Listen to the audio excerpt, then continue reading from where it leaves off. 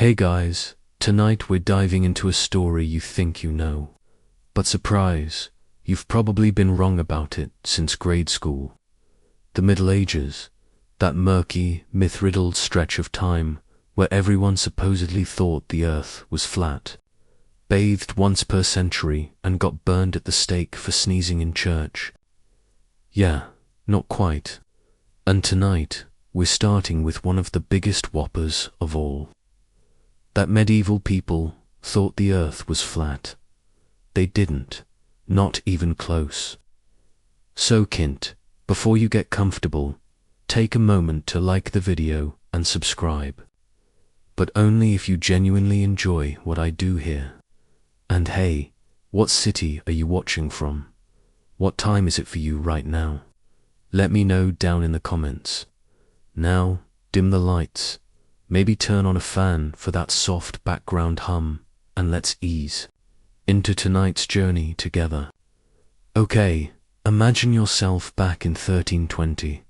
You're sitting in a monastery in southern England, copying down a manuscript for a traveling scholar. The candlelight flickers over thick parchment, and a nearby cat snuggles into a window ledge. You stretch your back, dip your quill, and glance at a beautiful diagram inked into the margin. A globe, a literal round earth. Because guess what? Educated people, monks, scholars, map makers, they all knew the earth was round. It wasn't a debate.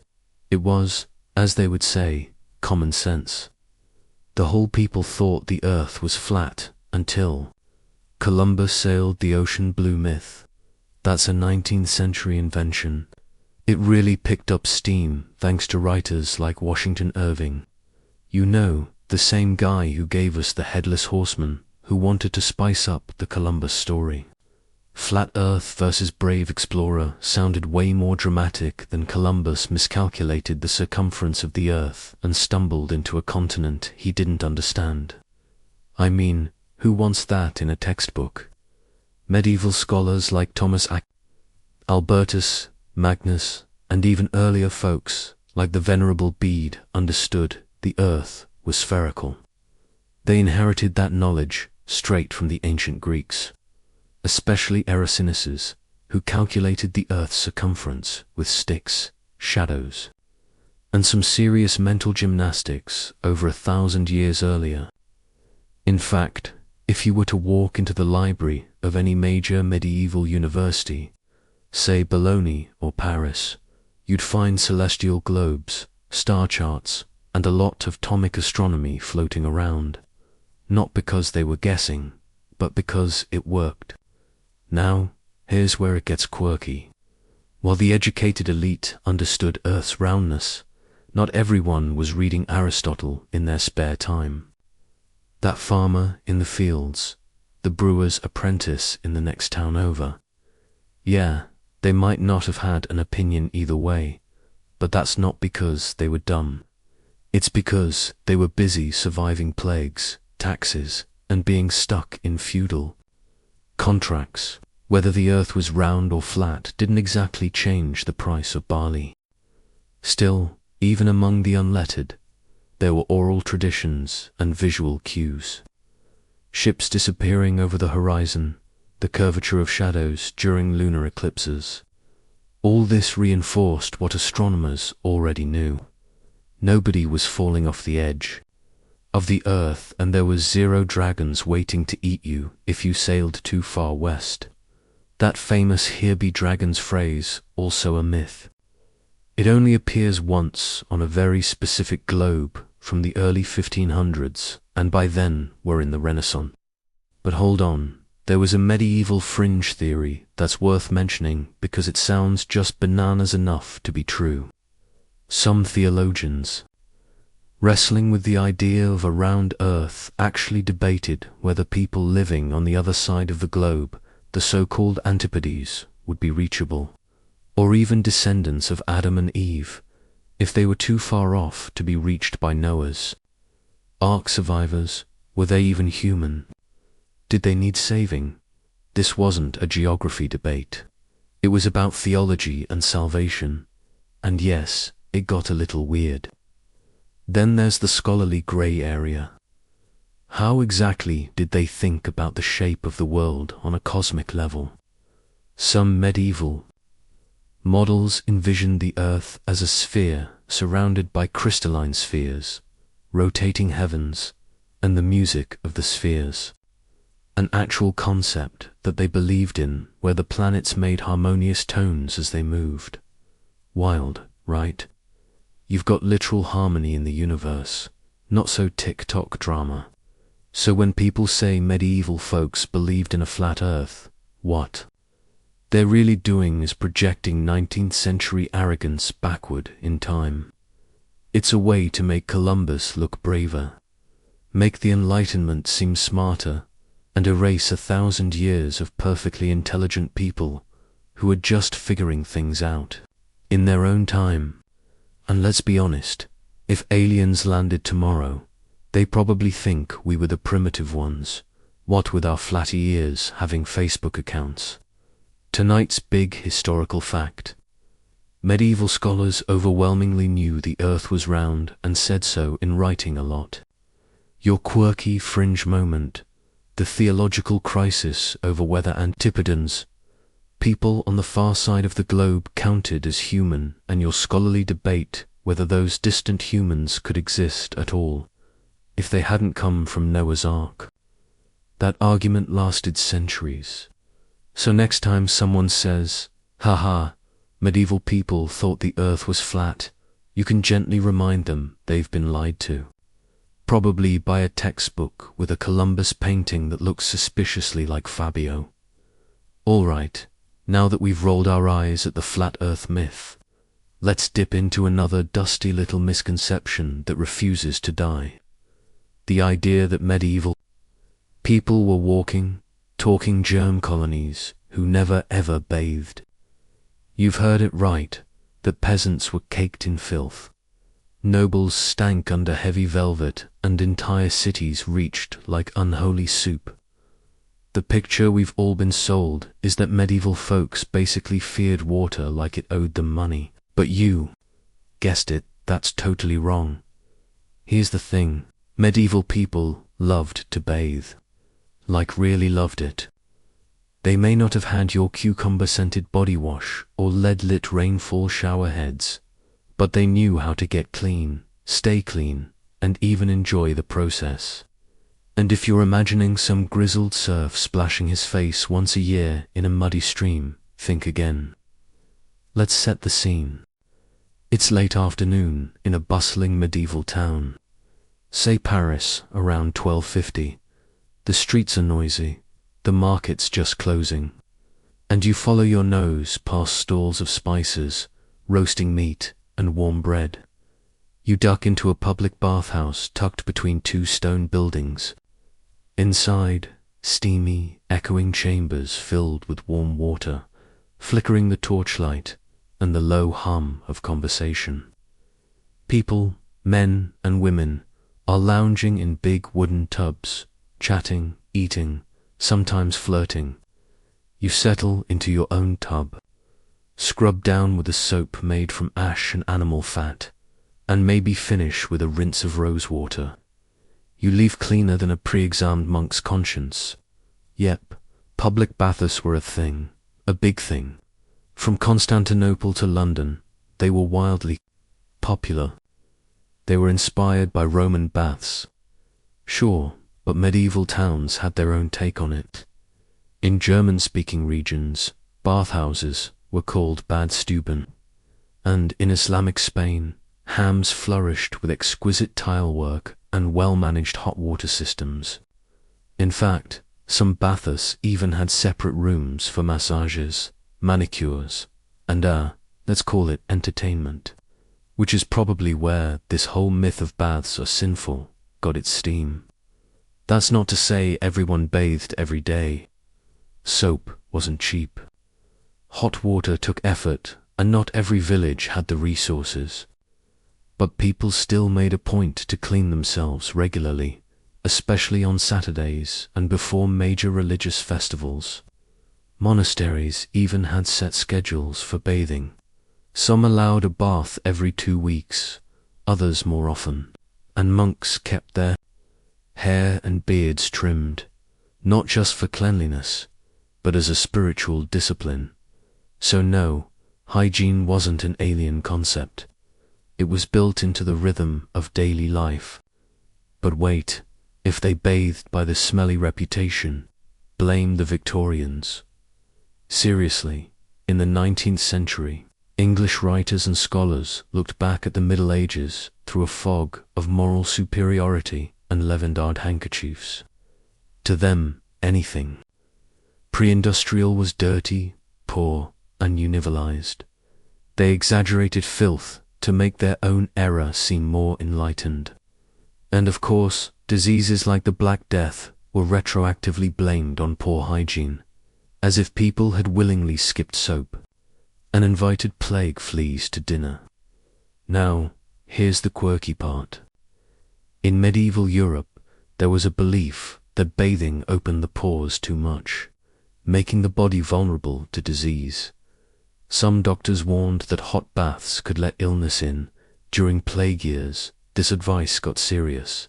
People still wanted to clean up, but some started switching from full-on baths to dry washing, changing into clean linens, wiping themselves down with cloths, and using herbs like rosemary and lavender to freshen up.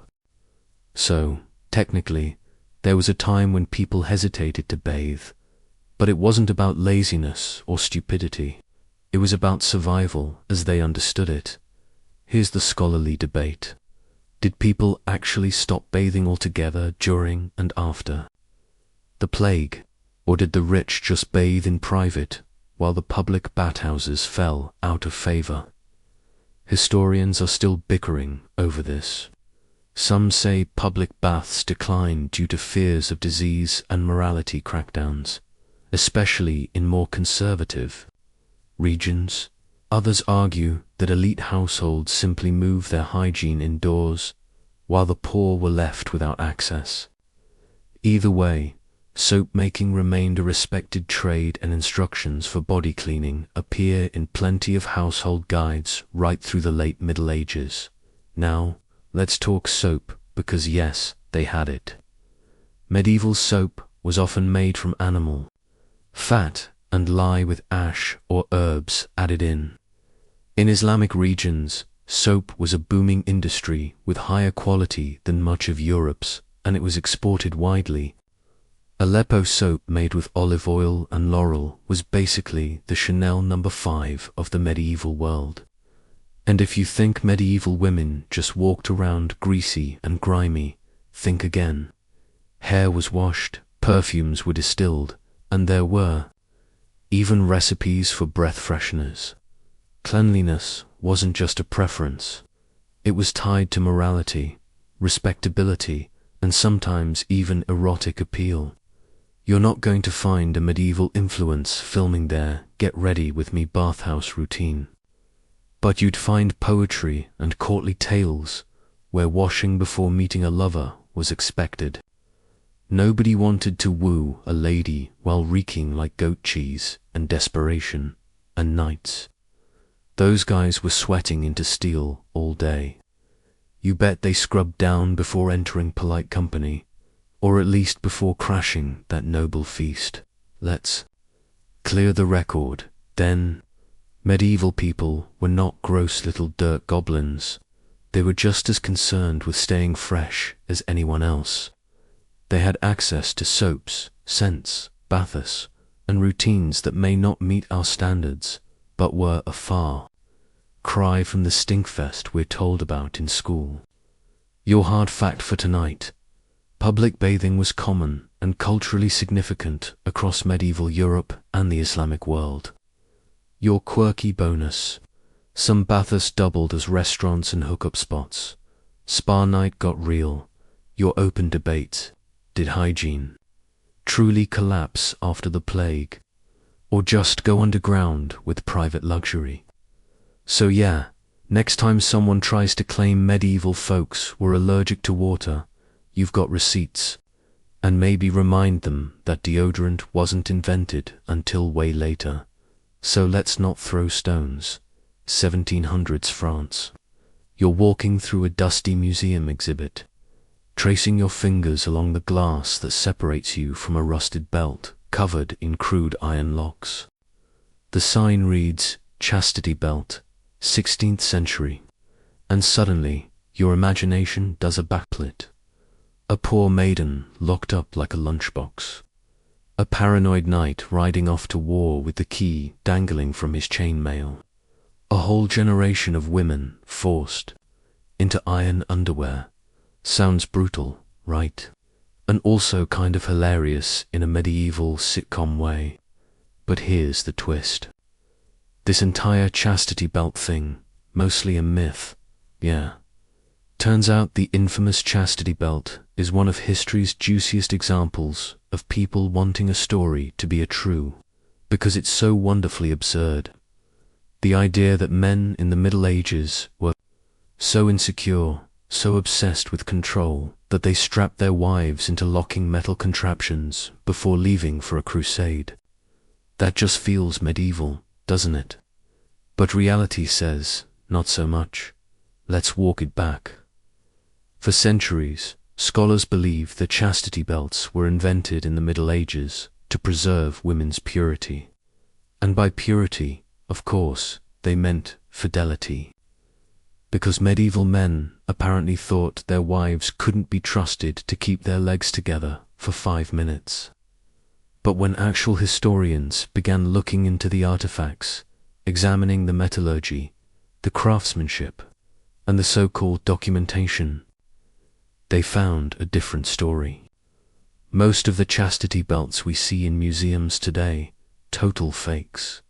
Many of them date from the 18th and 19th centuries. You read that right. They were either created as curiosities meant to shock and amuse, or were the result of Victorian moral panic. Some were outright jokes. Satirical drawings from the Renaissance show chastity belts with keys, the size of a door lock, or designs so impractical they'd make movement or urination basically impossible. Others were built centuries later as part of bizarre displays for traveling circuses or museums of torture. And unfortunately, a lot of these props got mislabeled or deliberately passed off as real medieval artifacts. By the time the 20th century rolled around, the myth was so juicy, so entrenched that even textbooks couldn't resist. But here's where it gets weird.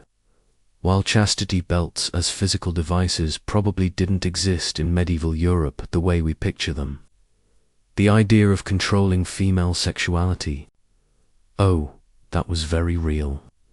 Women were often expected to be loyal, modest, and marriage-ready. Virginity was a currency, especially among the upper classes, where land, wealth, and alliances hung on the sexual reputation of daughters.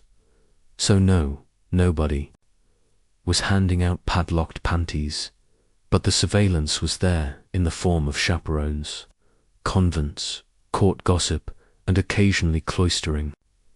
In fact, the earliest known mention of a chastity belt in literature comes from a 15th century Italian satire that clearly mocks the idea. It's played for laughs, not as something anyone actually did. And yes, some upper-class women may have worn protective undergarments while traveling alone, but more for defense against assault than for enforcing fidelity. You wouldn't call a modern travel-safe fanny pack a trust belt, right? Here's the fringe fact for this section.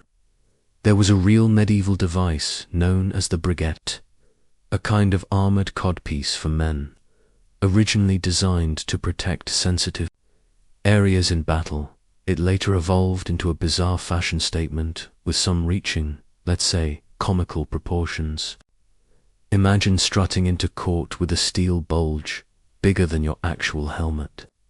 Because if anyone was locking anything up, it wasn't the ladies, it was the knights. Still, the idea of chastity belts survives because it satisfies so many modern biases.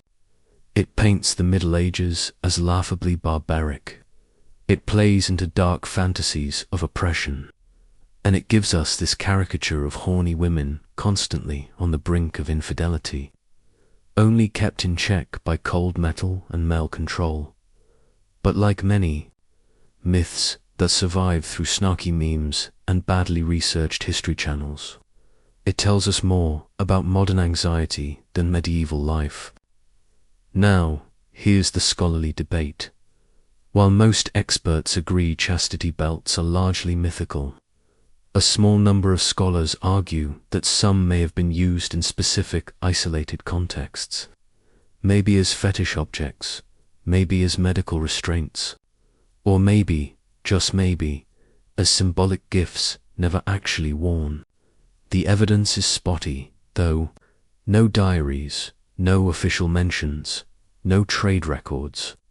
And given how obsessed medieval clerics were with documenting every sinful twitch of human behavior, the absence of evidence says a lot. There's even a theory that chastity belts were invented retroactively as a joke at the expense of medieval people, portraying them as both prudish and perverted at the same time, which honestly is how a lot of history gets twisted. Exaggerate something boring into something scandalous, and suddenly everyone's paying attention. So, let's be clear. Women in the Middle Ages were definitely policed in ways that were oppressive and patriarchal. But those methods were more subtle. Arranged marriages, inheritance laws, accusations of heresy or witchcraft, social exile, not iron bloomers. No one was clanking around with keys dangling between their knees. No one had to call a locksmith for date night. Your cold historical fact for tonight. No solid evidence supports widespread use of chastity belts during the medieval period.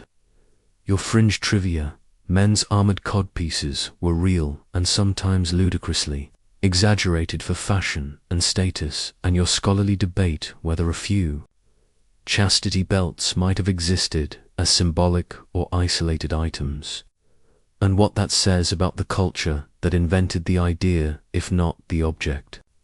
So next time someone pulls out the old "they locked up their women" line about the Middle Ages, you can sigh, sip your tea, and say, actually, that's more Victorian kink than medieval fact.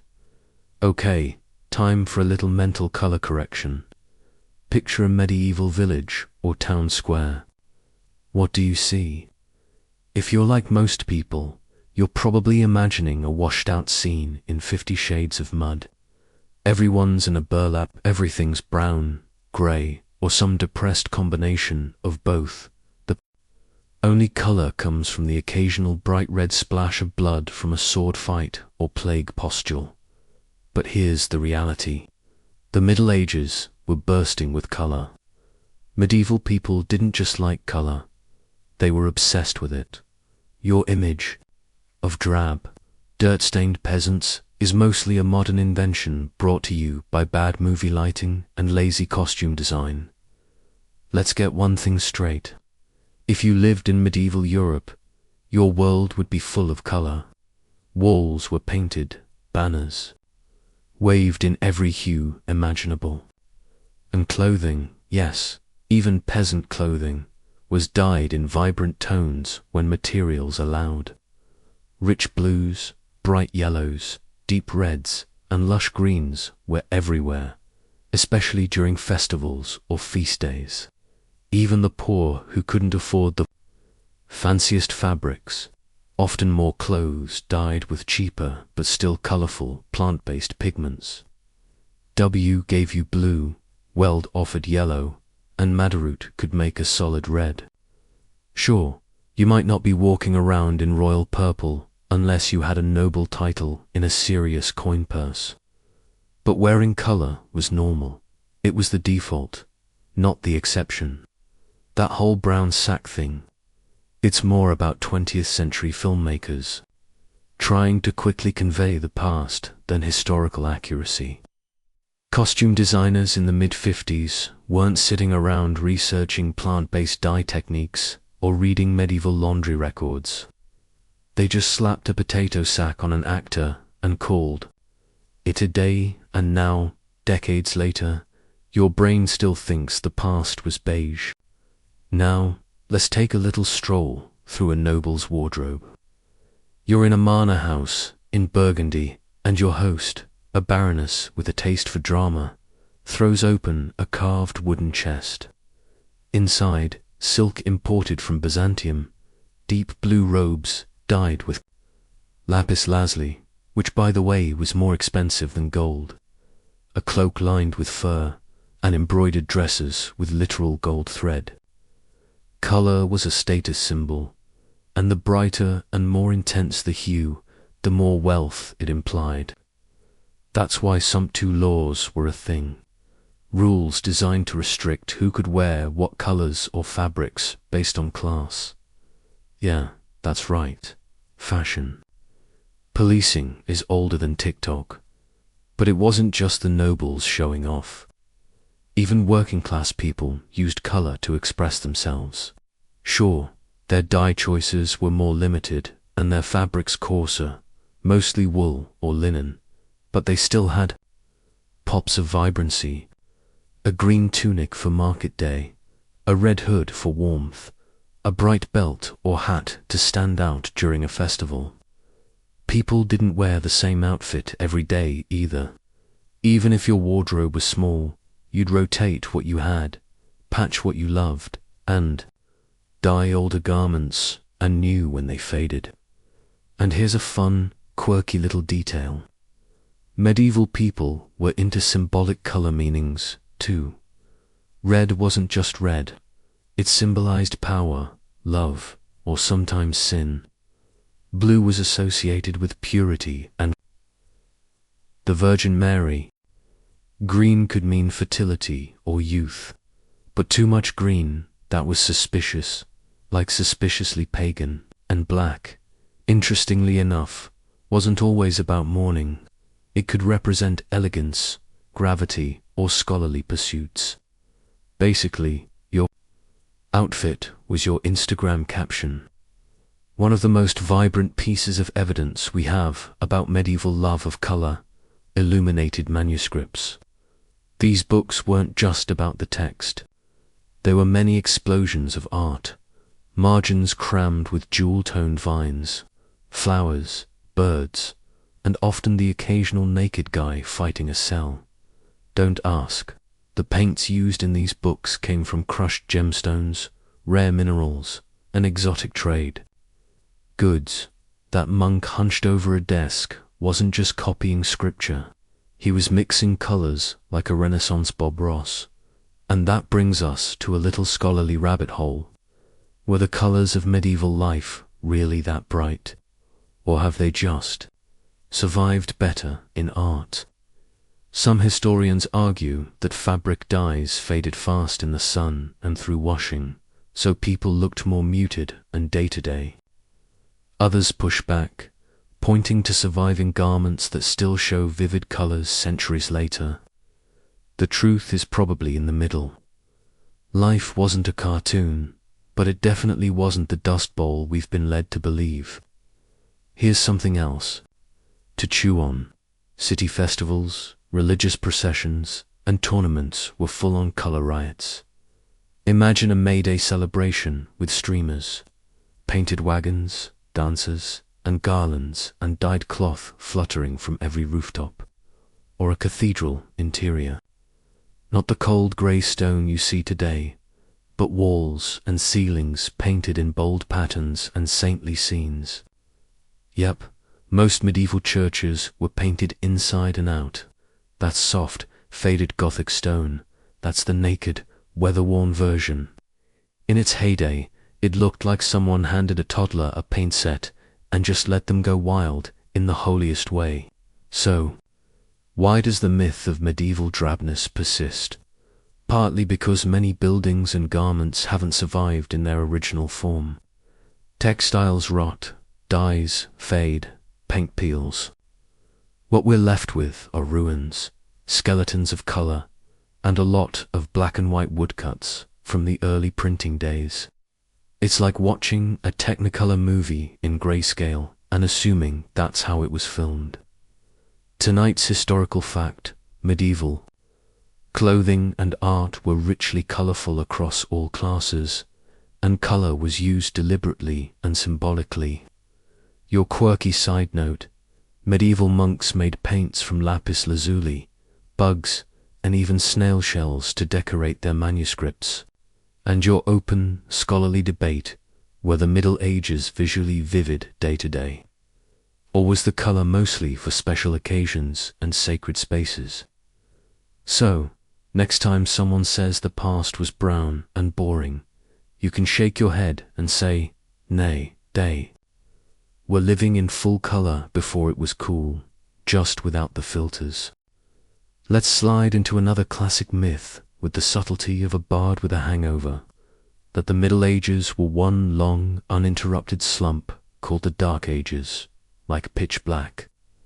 The Rogers, no science, no literacy, just 1,000 years of plague, pitchforks, and peasant grunting. Sounds dramatic, right? Conveniently terrible, but here's the truth. The Dark Ages weren't dark. Not like that. They were complex, colorful, see last section, and full of innovation. The idea that the lights just went out for a millennium, that's a narrative built by people who desperately wanted to believe the Renaissance invented everything from scratch. Spoiler, it didn't. So, where does the term Dark Ages even come from? It was cooked up by Renaissance scholars who thought they were the main characters of history. These guys, your Petrarchs and your Da Vinci fanboys, looked back at ancient Rome, saw all the glorious temples, togas, and clever Latin phrases, then looked at the ruins around them and went, yikes, must have been a mess back there. So, they slapped the label dark on the previous batteries to make their own era seem like a glorious rebirth. That's some top-tier historical marketing. But the real medieval period, from roughly the 5th to the 15th century, wasn't a cultural void. It was more like a messy teenage phase. Awkward, yes, but also full of growth. New languages formed, new political systems emerged. Architecture transformed from Roman leftovers to soaring Gothic cathedrals that still leave tourists slack-jawed. Today, ever seen NRAAM in Paris or the Duomo in Florence? That's medieval work, baby, not some post-Roman afterthought. Let's talk science for a second. The Middle Ages gave us universities, eyeglasses, mechanical clocks, and windmills. People were studying astronomy, medicine, algebra, and philosophy. The Islamic Golden Age, overlapping with the European Middle Ages, produced genius scholars like Avicenna and Alhazen, whose medical texts and optical theories made their way to European scholars and got used for centuries. The fact that we even have Aristotle's writings today, that's thanks to medieval Arab translators and Christian monks scribbling away in candlelit libraries. And literacy, while sure, not everyone could read, same as now. Depressingly, monasteries, cathedral schools, and eventually universities were churning out educated folks like it was a second job. By the 12th century, you could walk into Paris and find debates about metaphysics, grammar, and theology happening over wine and bread. Real barstool philosophy. The stereotype of the toothless, illiterate serf drooling on a rock. Total caricature. Here's a strange little fact for you. During this dark time, people were experimenting with flying machines. Yea, in 875 CE, a man in Cordoba named Abbas ibn Fus supposedly strapped on a set of wings and jumped off a hill. He survived, kind of. It wasn't graceful, and the landing was less bird of prey and more falling goat. But still, someone tried. Aviation, Middle Ages style. Not exactly the narrative you'd expect from an era known for alleged scientific dormancy. Now, to be fair, there were periods of collapse, when Rome fell in the west, Infrastructure did crumble. In places, cities shrank, trade slowed, and yes, there were times when literacy dipped, especially outside monastic centers. But calling that entire millennium dark is like saying your whole day is ruined. Haley, because you spilled your coffee at 7 a.m. civilizations don't stop existing. Just because they're not currently inventing smartphones. Here's where the scholarly debate gets heated. Some historians want to scrap the term Dark Ages entirely, arguing that it's loaded, Eurocentric, and wildly inaccurate. Others argue we can still use it carefully to describe specific regions or time periods where cultural or economic regression actually did occur, like the very early medieval period in some parts of Western Europe. But nobody worth listening to is still out here calling the entire medieval era a historical void. It's just not true. Want to know something even more ironic? The Renaissance folks who mocked the Middle Ages for being backward themselves, using medieval knowledge to fuel their so-called rebirth. They copied medieval manuscript techniques, relied on medieval translations, and some of the most important Renaissance thinkers, like Thomas More or Erasmus, were educated in institutions that had been running since the 11th or 12th century. That's like pretending you invented electricity while standing in Edison's workshop. And let's not forget about art. Sure, medieval paintings might look a bit wonky to modernize. Floating babies with grown men faces, strange proportions, a lot of intense halos. But those works were part of a visual language built on symbolism, not realism. They weren't trying to recreate what you saw. They were creating an emotional or spiritual world. It was only later that people got obsessed with vanishing points and perfect shading. And even then, those techniques were slowly evolving out of the work done by medieval artists experimenting with depth and light. So why does the myth stick around? Because it's neat. It divides history into tidy little chapters. Antiquity, then a big dumb pause, then a glorious renaissance. It flatters modern sensibilities and gives us a simple hero's journey arc for humanity. But real history is tangled. Progress doesn't move in straight lines, and sometimes it happens in dimly lit scriptoriums, not shiny marble halls. Tonight's historical fact: the Middle Ages were full of intellectual, scientific, and artistic progress. Not a 1,000-year brain freeze. Your quirky gem, a medieval man in 9th century Spain, tried to fly using homemade wings. It went about as well as you'd expect. And your scholarly debate, should we retire the phrase Dark Ages entirely? Or can it still be useful when carefully applied? So, no. The Middle Ages weren't dark. They were shadowed, layered, occasionally chaotic, but never lifeless. If anything, they were just a little misunderstood, like every good protagonist in a coming-of-age movie. Let's tackle another medieval misconception that refuses to die, probably because it fits so nicely into modern clickbait. The average medieval person only lived to 30. Boom, brutal and game over by your third grey hair. It's a favorite stat for shocking middle schoolers and convincing people the past was nothing but pain, disease, and funerals. But just like that, people thought the earth was flat thing. This one's misleading to the point of being useless.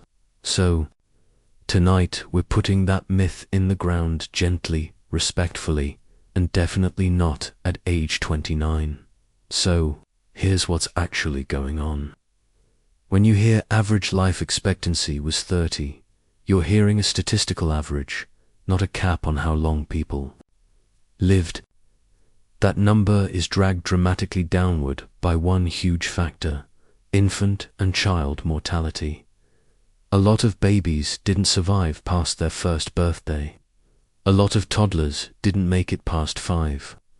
You can thank disease, lack of medical knowledge, and poor sanitation for that. And if you were a woman giving birth, you rolled the dice every single time. Pregnancy was not exactly a wellness journey in the 1300s, but here's the twist. If you made it through those treacherous early years, you had a solid shot at living into your 50s, 60s, or even beyond, especially if you were reasonably wealthed, avoided plagues, and didn't get caught in the wrong end of a baron's tantrum. There are countless records of people living long, productive lives. Nobles, monks, farmers, merchants. Once you survived childhood, you entered what scholars call a normal life curve. Not a cliff edge at 29. Let's take a little time, travelling stroll through a medieval town. You're walking down a narrow street in York in the late 14th century. The baker, probably in his 40s, his mother inside tending the fire, 60s, and grumpy about your muddy boots.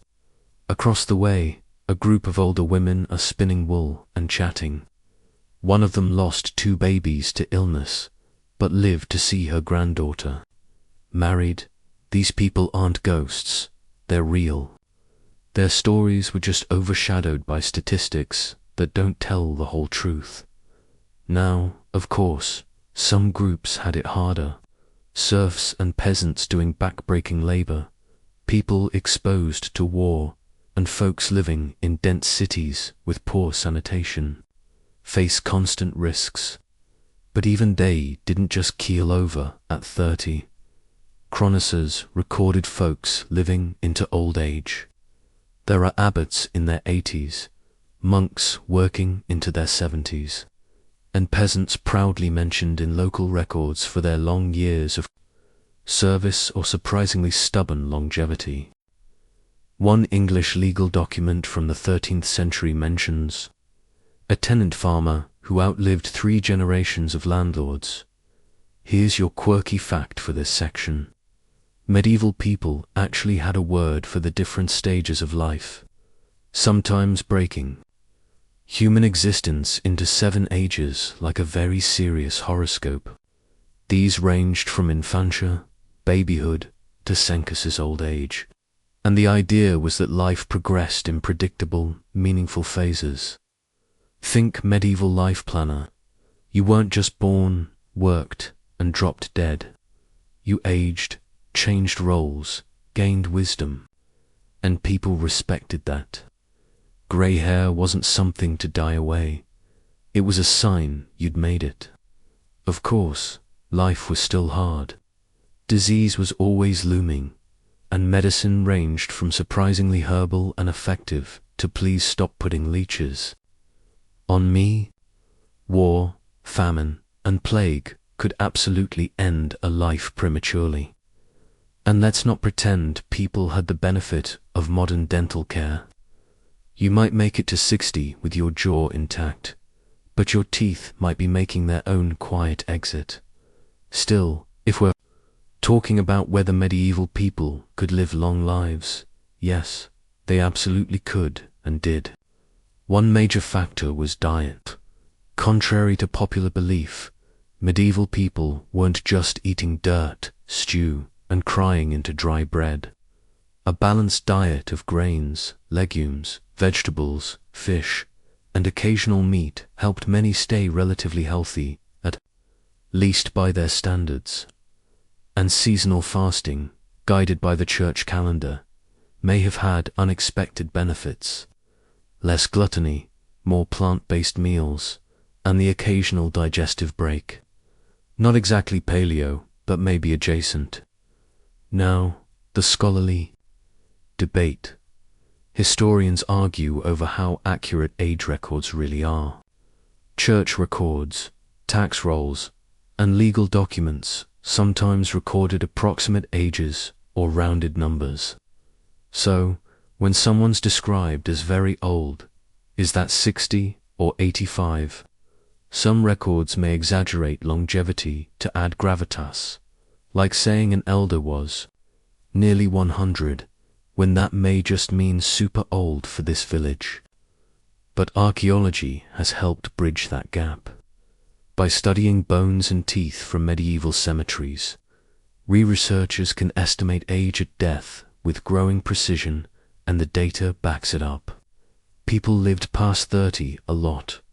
There's also some disagreement over how aware people were of their own ages.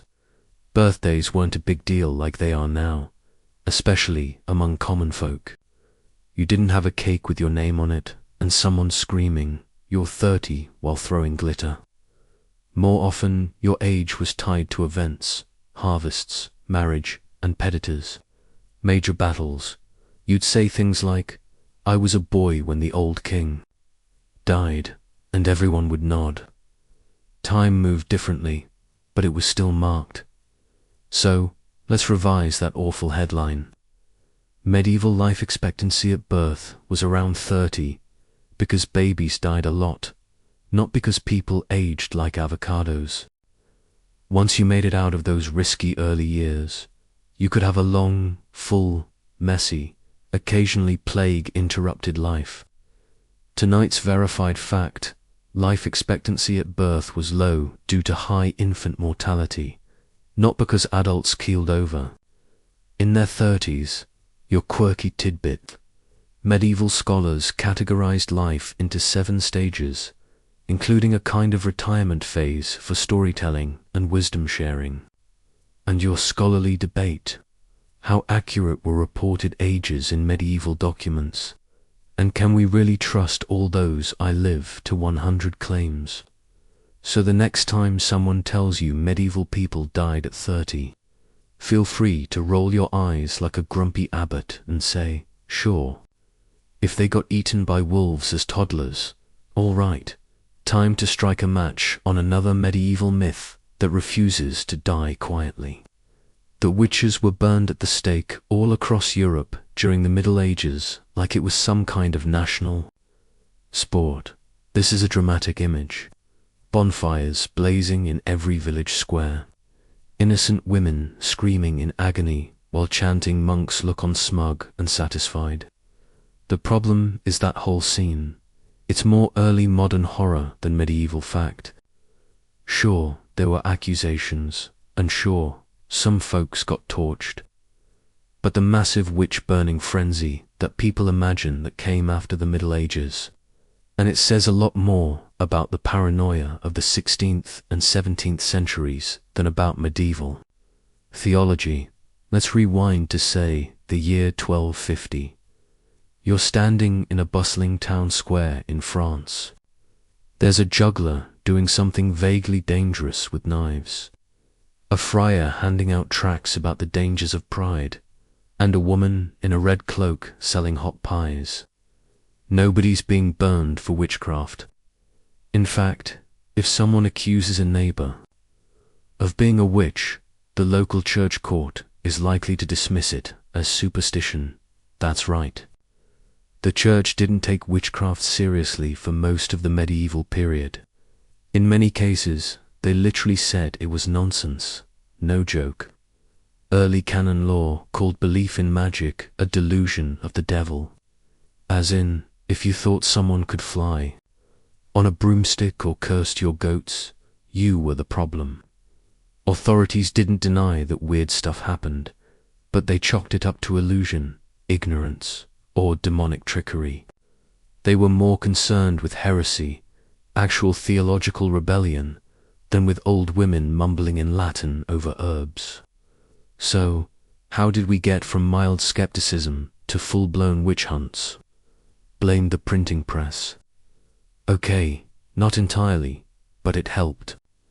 In the late 15th century, right as the Middle Ages were wrapping up, 2 German inquisitors wrote a book called Malleus Maleficarum, or The Hammer of Witches.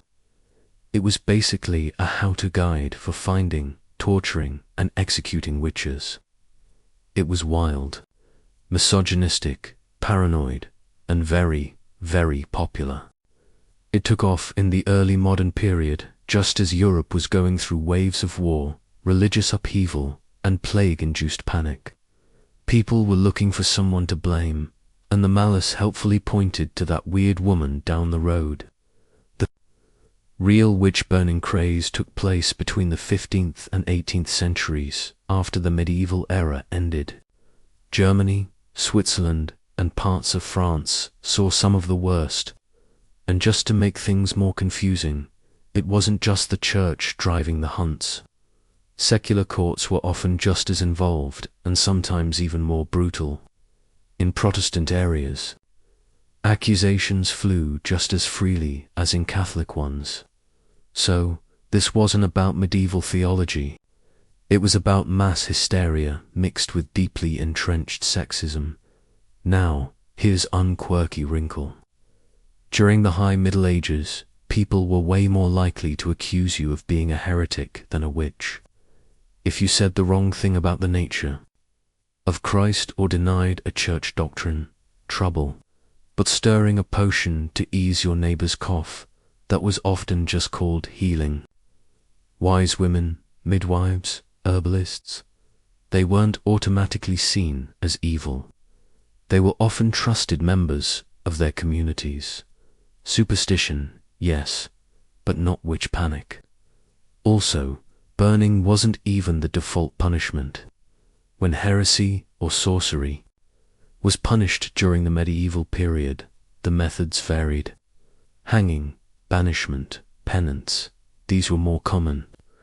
Burning was usually reserved for major theological crimes or symbolic executions, and even then, it wasn't a constant thing.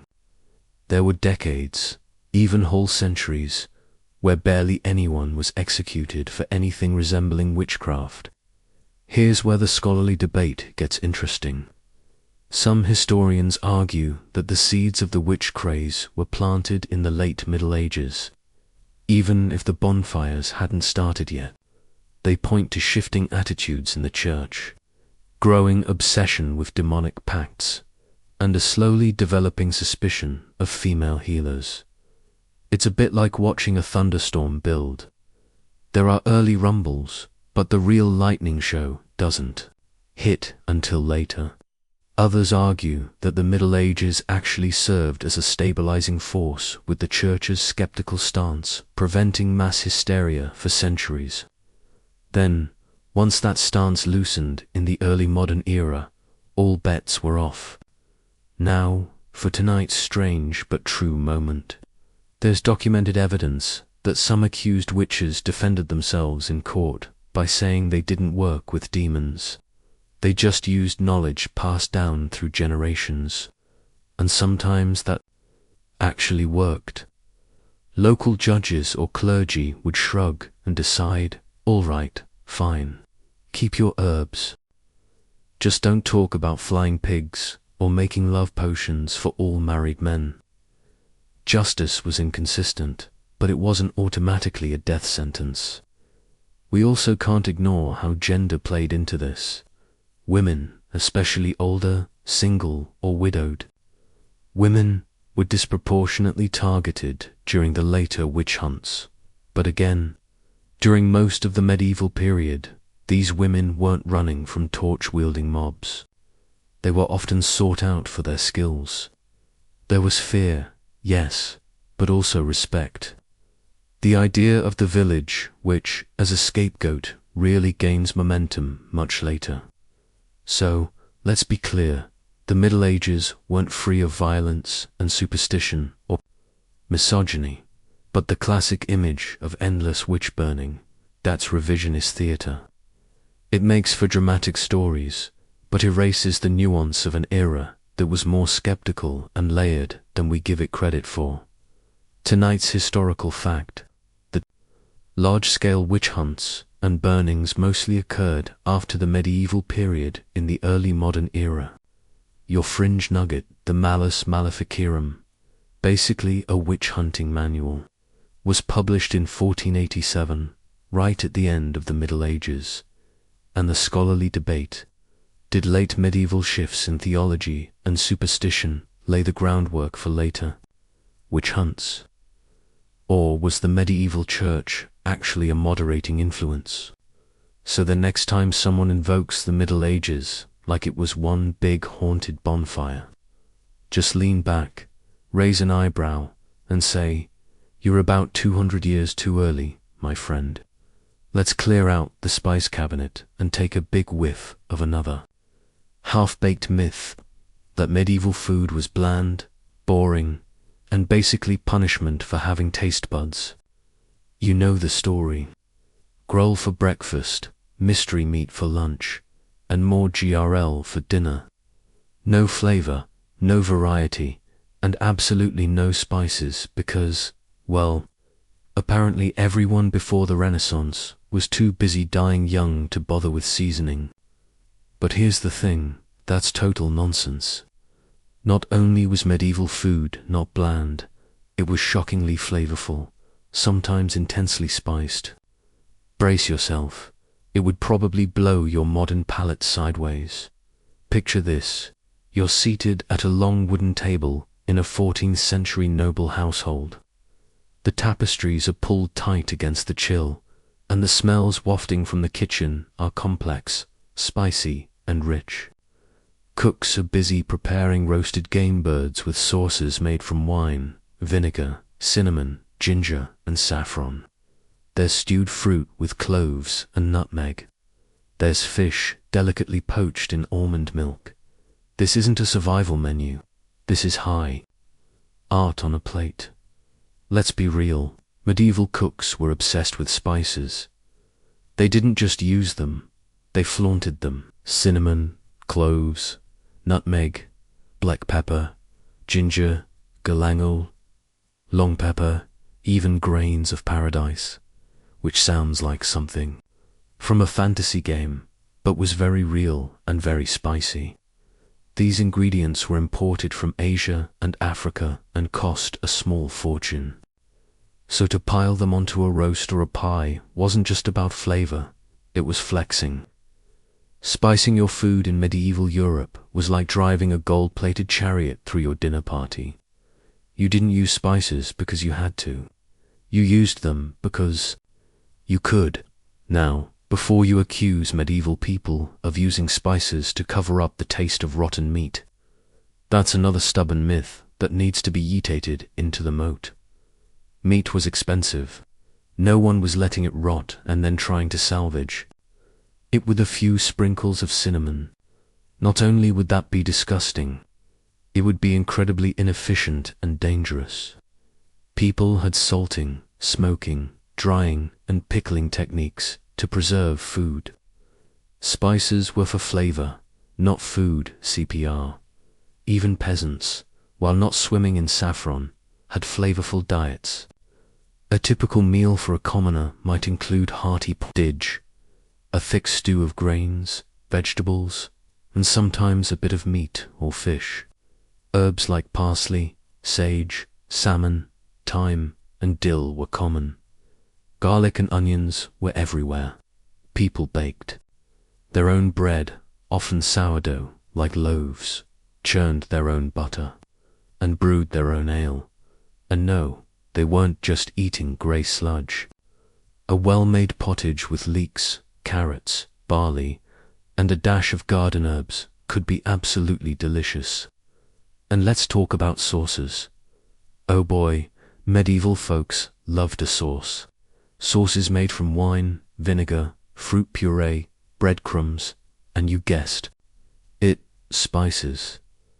A noble's banquet might include roasted swan with a sharp, acidic black pepper sauce, or rabbit in a sweet and sour plum concoction. These flavor profiles were complex and unexpected, often balancing sweet with savory, sour with spicy. If you're thinking, wait, that sounds kind of like modern Asian cuisine, you're not wrong. The palate was more globally influenced than you'd expect. Here's something quirky. There were entire cookbooks in the Middle Ages, real ones. The form of curry compiled by the cooks of King Richard II in the 14th century includes recipes for elaborate dishes that wouldn't be out of place in a five-star restaurant. If you could get past the occasional peacock served with its own feathers reattached for flair, that's not a joke. Presentation mattered. Food was theatrical. Sometimes dishes were dyed with saffron or beetroot for dramatic color, or layered in gold leaf just because. And yes, people did eat peacocks, swans, and the porpoises if they were rich and wanted to impress. But everyday folk weren't just gnawing on twigs. They had access to seasonal vegetables like cabbage, turnips, beans, peas, and parsnips. Apples and pears were everywhere. Nuts, berries, and honey sweetened things naturally. And don't underestimate medieval baking. Pies and pastries were incredibly popular, filled with meat or fruit, depending on the season and your budget. Street vendors even sold hand pies to passers-by. That's right, medieval hot pockets. Now, here's the scholarly wrinkle. While medieval recipes were full of flavor, many of the surviving cookbooks were aimed at the upper classes. So, some historians argue that our picture of medieval cuisine is skewed toward luxury. Peasant diets were certainly simpler, more grain-heavy, and sometimes repetitive. But that doesn't mean they were flavorless. Foraging, home gardens, community ovens, and local knowledge made even humble food satisfying. And don't forget, taste is cultural. A peasant stew might taste boring to you, but comforting and complex to them. Plus, they had ale to wash it down. Want a truly fringe moment. In some places, cooks use edible ink to stamp designs onto food. They'd use little hand-carved stamps to press patterns onto pastry or bread before baking. It wasn't just about calories. It was about beauty. These people were into edible aesthetics long before Instagram made it mandatory. Another fun twist, medieval fasting days, which happened a lot, didn't mean bland food. They just meant no meat or dairy. So, people got creative with fish, almond milk, oil-based sauces, and fake meats made from crushed nuts or legumes. Medieval Lent was basically an episode of Chopped. You have no cheese, no meat, and 47 eels. Go. So, no, medieval food wasn't a punishment. It was flavorful, dynamic, often experimental, and occasionally extra to the point of absurdity. If anything, the real crime is that we've turned that legacy into a sad beige porridge joke. Tonight's historical fact: medieval cuisine used a wide variety of spices and flavor combinations, especially among the upper classes. Your quirky moment: some medieval cooks used stamps and edible ink to decorate food, proto-foodie art, and the scholarly debate. Are our perceptions of medieval flavor based too heavily on elite cookbooks?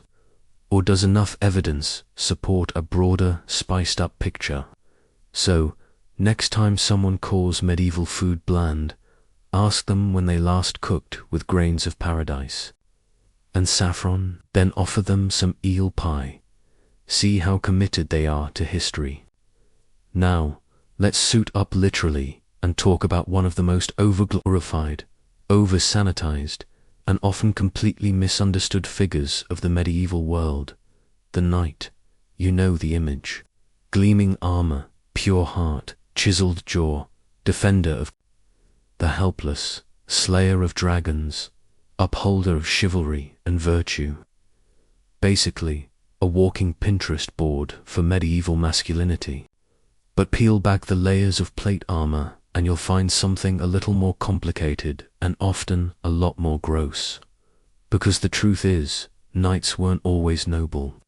Sometimes they were glorified thugs with a taste for violence, a questionable grasp on morality, and a tendency to cause more problems than they solved. Let's start with the basics. Being a knight in the Middle Ages wasn't just about being brave. It was a job, a military profession. And for much of the period, knights were more like freelance war contractors than noble paragonsers. They trained in combat from boyhood, served under lords, and fought in battles, sure, but they also raided, pillaged, extorted, and generally made life difficult for anyone who lived along the roads they traveled. And while there was a code of chivalry, emphasis on code, not law, a lot of knights treated it more like a suggestion. A knight might swear to protect the innocent and then turn around and torture a village that refused to pay protection money. Take the 12th and 13th centuries, for example.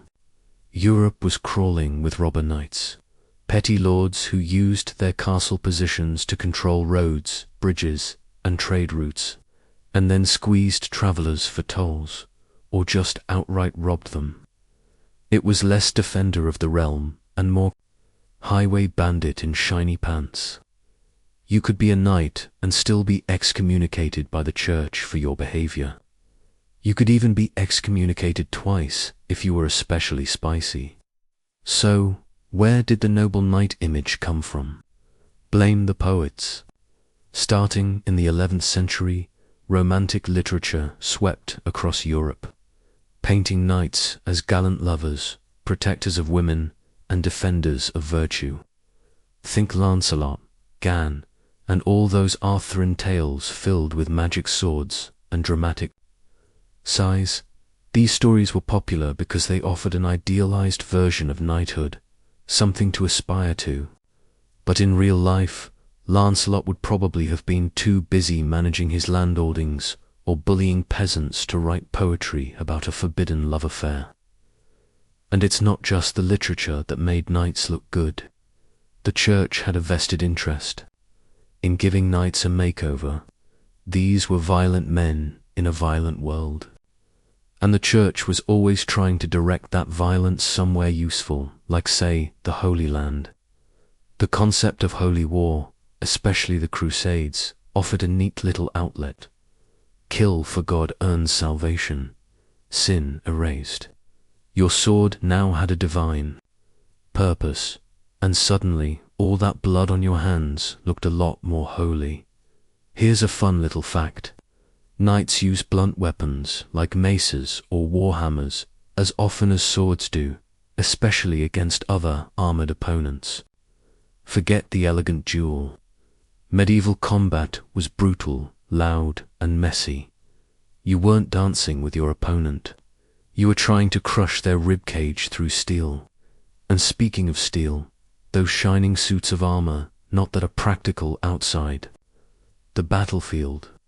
Most knights preferred padded gambesons or chainmail for everyday violence.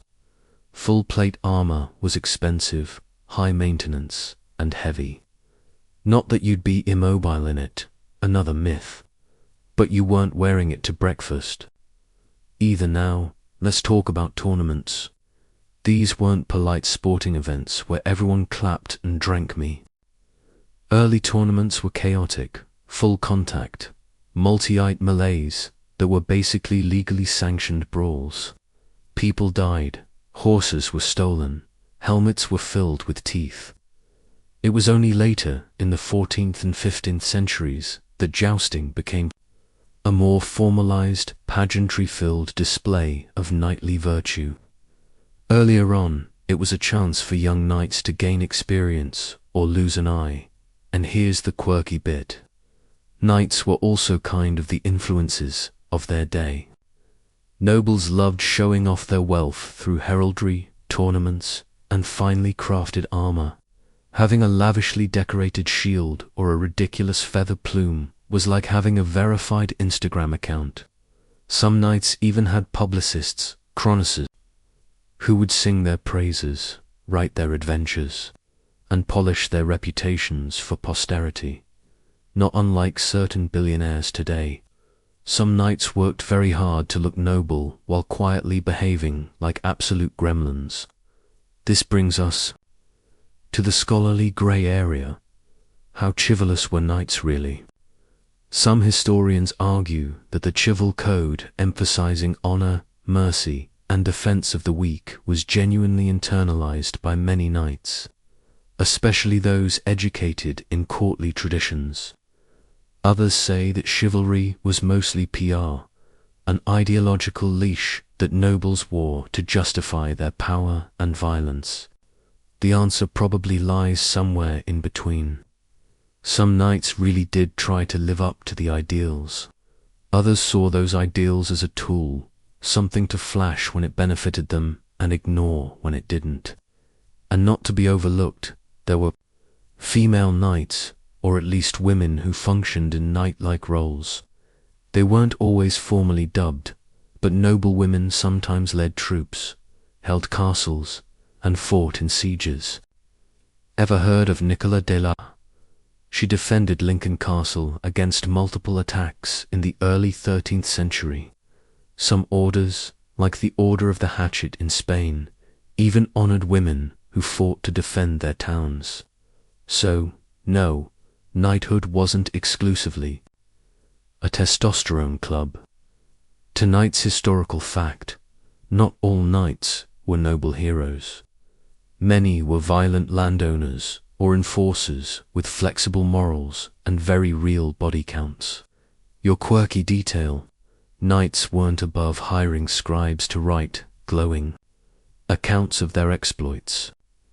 Medieval hype men, basically, and the scholarly debate was chivalry. A genuine behavioral code, or just elite propaganda to make warlords look polished. So next time someone calls someone a real knight in shining armor, ask the storybook version, or the one who extorted merchants and cracked skulls at the county fair. Let's talk about the peasants. Those humble or hazented folks you've seen 1,000 times in movies and textbooks. Faces smudged with dirt, backs permanently bent, toiling away in with the hopelessness of medieval ears. They are usually portrayed as sad, illiterate drones with no rights, no hope, and nothing to do but farm and die. But here's the twist you probably didn't see coming.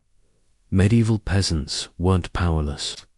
In fact, in a lot of cases, they had more agency than you think, and some of them knew exactly how to throw down when things got unfair.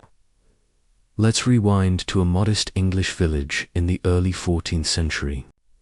You're a peasant named Tom, yes, with an H, and you're not a slave. You're a villain, which means you owe your lord certain duties. A few days of labor, maybe a portion of your harvest of mold, but you also have rights. You have access to land. You can marry, raise animals, collect firewood, and this is key: you can take your grievances to court. That's right. You can sue your neighbor for stealing your sheep. You can even challenge your lord in memorial court if he tries something shady. The law wasn't just for nobles. It was local and surprisingly inclusive when it came to disputes among the lower classes. Now, does that mean life was easy? Oh, not even close. You worked dawn to dusk, lived in cramped houses with animals snoring underfoot, and prayed you wouldn't get hit with famine, plague, or a lord with an attitude. But the idea that peasants were all helpless pawns, not true. They were part of a structured system that gave them responsibilities, but also protections. And when things got out of hand, they organized. Case in point, the Peasants' Revolt of 1381. You've got this tax called the poll tax, slapped on everyone regardless of income. Cue outrage. People from villages and towns rise up, march on London, and demand an audience with King Richard II. Their leader, Wat Tyler, isn't some unthinking brute. He's articulate, bold, and clear on what they want: abolition of serfdom, fair wages, and justice. And for a moment, it looks like they'll win, until, of course, the king's men panic. Tyler gets stabbed, and the rebellion collapses. But the message, loud and clear: peasants were done being treated like disposable labor, and they didn't go quietly. This wasn't a one-off. Throughout the Middle Ages, there were numerous uprisings and labor disputes. In Germany, in Italy, and France, peasants knew how to organize, riot, and make their voices heard. And they weren't just swinging pitchforks. They had political demands, grievances, and a desire to shape their own lives. Sound familiar? It's the medieval version of a union strike, just with more wool cloaks and fewer hashtags. Here's your quirky fact for the night. Peasants sometimes formed communes, not the modern kind with kombucha and drum circles, but legal associations that gave them collective bargaining power. Towns would swear mutual oaths of defense and self-governance. They'd form militias. Some even negotiated charters from their lords that granted them semi-autonomy. In other words, medieval peasants had their own version of local government. You didn't need a castle to play the politics game. And speaking of politics, some peasants became wealthy. Yup, social mobility. Another thing people assume didn't exist in the Middle Ages, but it did, albeit slowly and unevenly. A clever, hard-working peasant might accumulate enough land or wealth to join the ranks of the yeomanry, free men who weren't tied to a lord and often served as local leaders. Some became baths or reeves, overseeing land and managing resources, and some bought their freedom outright, especially after the Black Death, when labor shortages gave workers more leverage. You want someone to till your land after half the village died. Better offer fair wages, buddy. Now, this brings us to the scholarly grey zone. How free were medieval peasants really? Some historians argue that we overstate their agency. After all, they were still tied to the land, subject to local lords and bound by customs they didn't choose. Others point out that medieval life wasn't static. Customs evolved, rights were negotiated. The peasant experience varied wildly depending on where and when you lived. In England, the decline of feudalism gave rise to a more mobile peasantry. In Eastern Europe, serfdom tightened. There's no one-size-fits-all answer. What's clear is that peasants weren't just grunting background extras. They were the economic backbone of society, growing the food, raising the animals, building the towns, and they weren't passive. They complained, they bargained, they took each other to court, formed alliances, and occasionally told their lords where to stick it. Not bad for a group history textbooks, usually reduced to dirty people with hoes. Also, fun detail, peasants had festivals, lots of them, religious feasts, saints' days, harvest celebrations, excuses to take a break, drink, dance, and wear flowers. In your hair, life wasn't one long-suffering montage. It had rhythms, joys, social bonds. People sang songs, told stories, gossiped, flirted, and got very drunk on homemade ale. And for a few days every year, the whole village might stop working to parade a goat round wearing ribbons. You haven't lived until you've seen a medieval goat in a hat. Tonight's hard fact. Medieval peasants had legal rights, social structures, and sometimes even political power. They weren't just passive laborers. Your quirky insight, peasant communes were real, and some organized local self-rule, complete with town militias and negotiated charters, and the scholarly debate. How much individual freedom did peasants really have? And how did that vary across different regions and centuries? So next time someone calls you a peasant like it's an insult, just remind them medieval peasants sued people, ran local governments, and occasionally overthrew tax systems. What have you done today?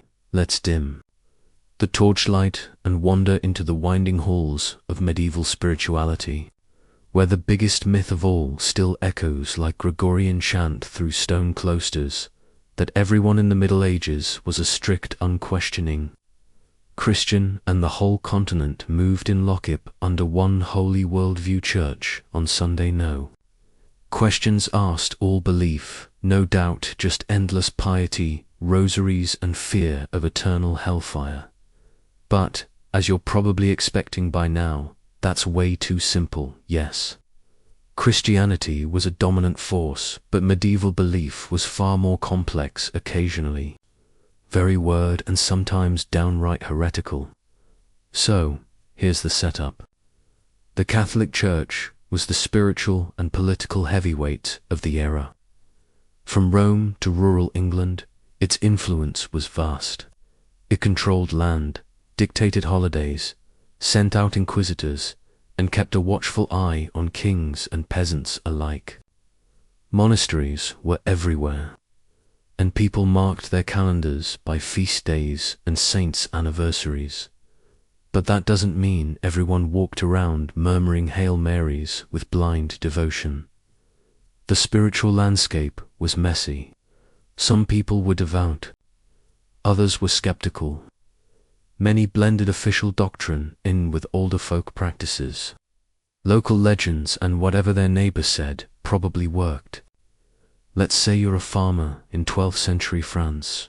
You host a mass. You know the Lord's Prayer, probably in Latin, though you don't understand a word of it. You celebrate Easter, attend Saint Day processions, and maybe even go on a pilgrimage, if you're feeling brave or desperate. But you also keep a horseshoe over your door to ward off evil spirits. You might leave bread out for wandering souls. You avoid certain trees at night, just in case they're haunted. If your cow gets sick, you pray to Saint Blay, but also ask the old woman down the road to burn some herbs and chant something ancient under her breath. And none of this seems contradictory to you. It's just belief. Layered, local, and completely alive. The line between Christian and not Christian enough was often blurry. The church did try to crack down on superstitions, pagan holdovers, and weird local customs. But they didn't have the internet, surveillance drones, or even standardized sermons. They sent out traveling preachers, issued decrees, and occasionally condemned entire regions for being too heretical. But enforcement was patchy. A bishop might preach against fertility rituals one day, then quietly attend the village feast the next, wine in hand, pretending not to notice the phallic-shaped bread being prayed through town. Now, let's talk about heresy, because this is where things get spicy. Heresies in the Middle Ages weren't just theological missteps, they were full-on alternative belief systems. The Cathars in southern France, for example, believed the physical world was evil, denied the authority of the Catholic Church, and had their own clergy. They were so committed to their dualistic worldview that they rejected material possessions, meat, sex, and the idea of a vengeful God. The Church didn't just dislike them, it launched a literal crusade against them. The Albagans' crusade wiped out entire towns, often with the infamous battle cry, "Kill them all." God will know his own, not exactly your Sunday school lesson. And then there were the Waldensians, who preached poverty, questioned clerical authority, and spread scripture in the local language centuries before the Protestant Reformation. For this, they were excommunicated and persecuted. But here's the twist. These groups weren't fringe because nobody believed them. They were fringe because the church feared how many people did. When heresies caught on, they did so because they spoke to real grievances. Corruption in the church, political oppression, or spiritual hunger that wasn't being met by standard sermons. Meanwhile, Jewish communities lived throughout medieval Europe, often in segregated quarters, but still vital to local economies and culture. Contrary to popular belief, Jews weren't just oppressed from day one. There were times of relative peace and even cooperation. Jewish scholars, translated texts, served as physicians, and held respected positions. But inevitably, prejudice, scapegoating, and violence followed. Forced conversions, expulsions, mentalism, and massacres, especially during the Crusades, and the Black Death left deep scoop scars. Still, Judaism persisted underground or in exile, a quiet thread through the Christian tapestry. And here's a bizarre little footnote. Some medieval Christians believed in green men, forest spirits, carved into churches representing fertility and rebirth. Others swore by dragons, unicorns, and miraculous relics that bled or glowed in the dark. Pilgrims traveled hundreds of miles to see the finger of a saint, the feather of an angel, or, no kidding, the milk of the Virgin Mary. Holy objects became both sacred and commercial. Relic tourism was booming. You could buy forgiveness in indulgences, earn it on pilgrimage, or just hope that rubbing a bone in a dusty chapel would shave a few centuries off your purgatory sentence. The scholarly debate here is a fascinating one. How much of medieval belief was truly orthodox, and how much was a rich stew of superstition, pagan survival, local folklore, and church doctrine all tangled together? Some historians argue that the average medieval person barely understood the tenets of Christian theology. Others point out that literacy and education was spreading fast by the later Middle Ages, and that sermons, art, and drama helped regular folks absorb the essentials. Either way, religion wasn't a neat line. It was a chaotic spectrum. And let's not forget mystics. People like Hildegard of Bingen, Julian of Norwich, and Meister Eckhart had visions, wrote poetry, and preached ideas that sometimes rubbed dangerously close to heresy.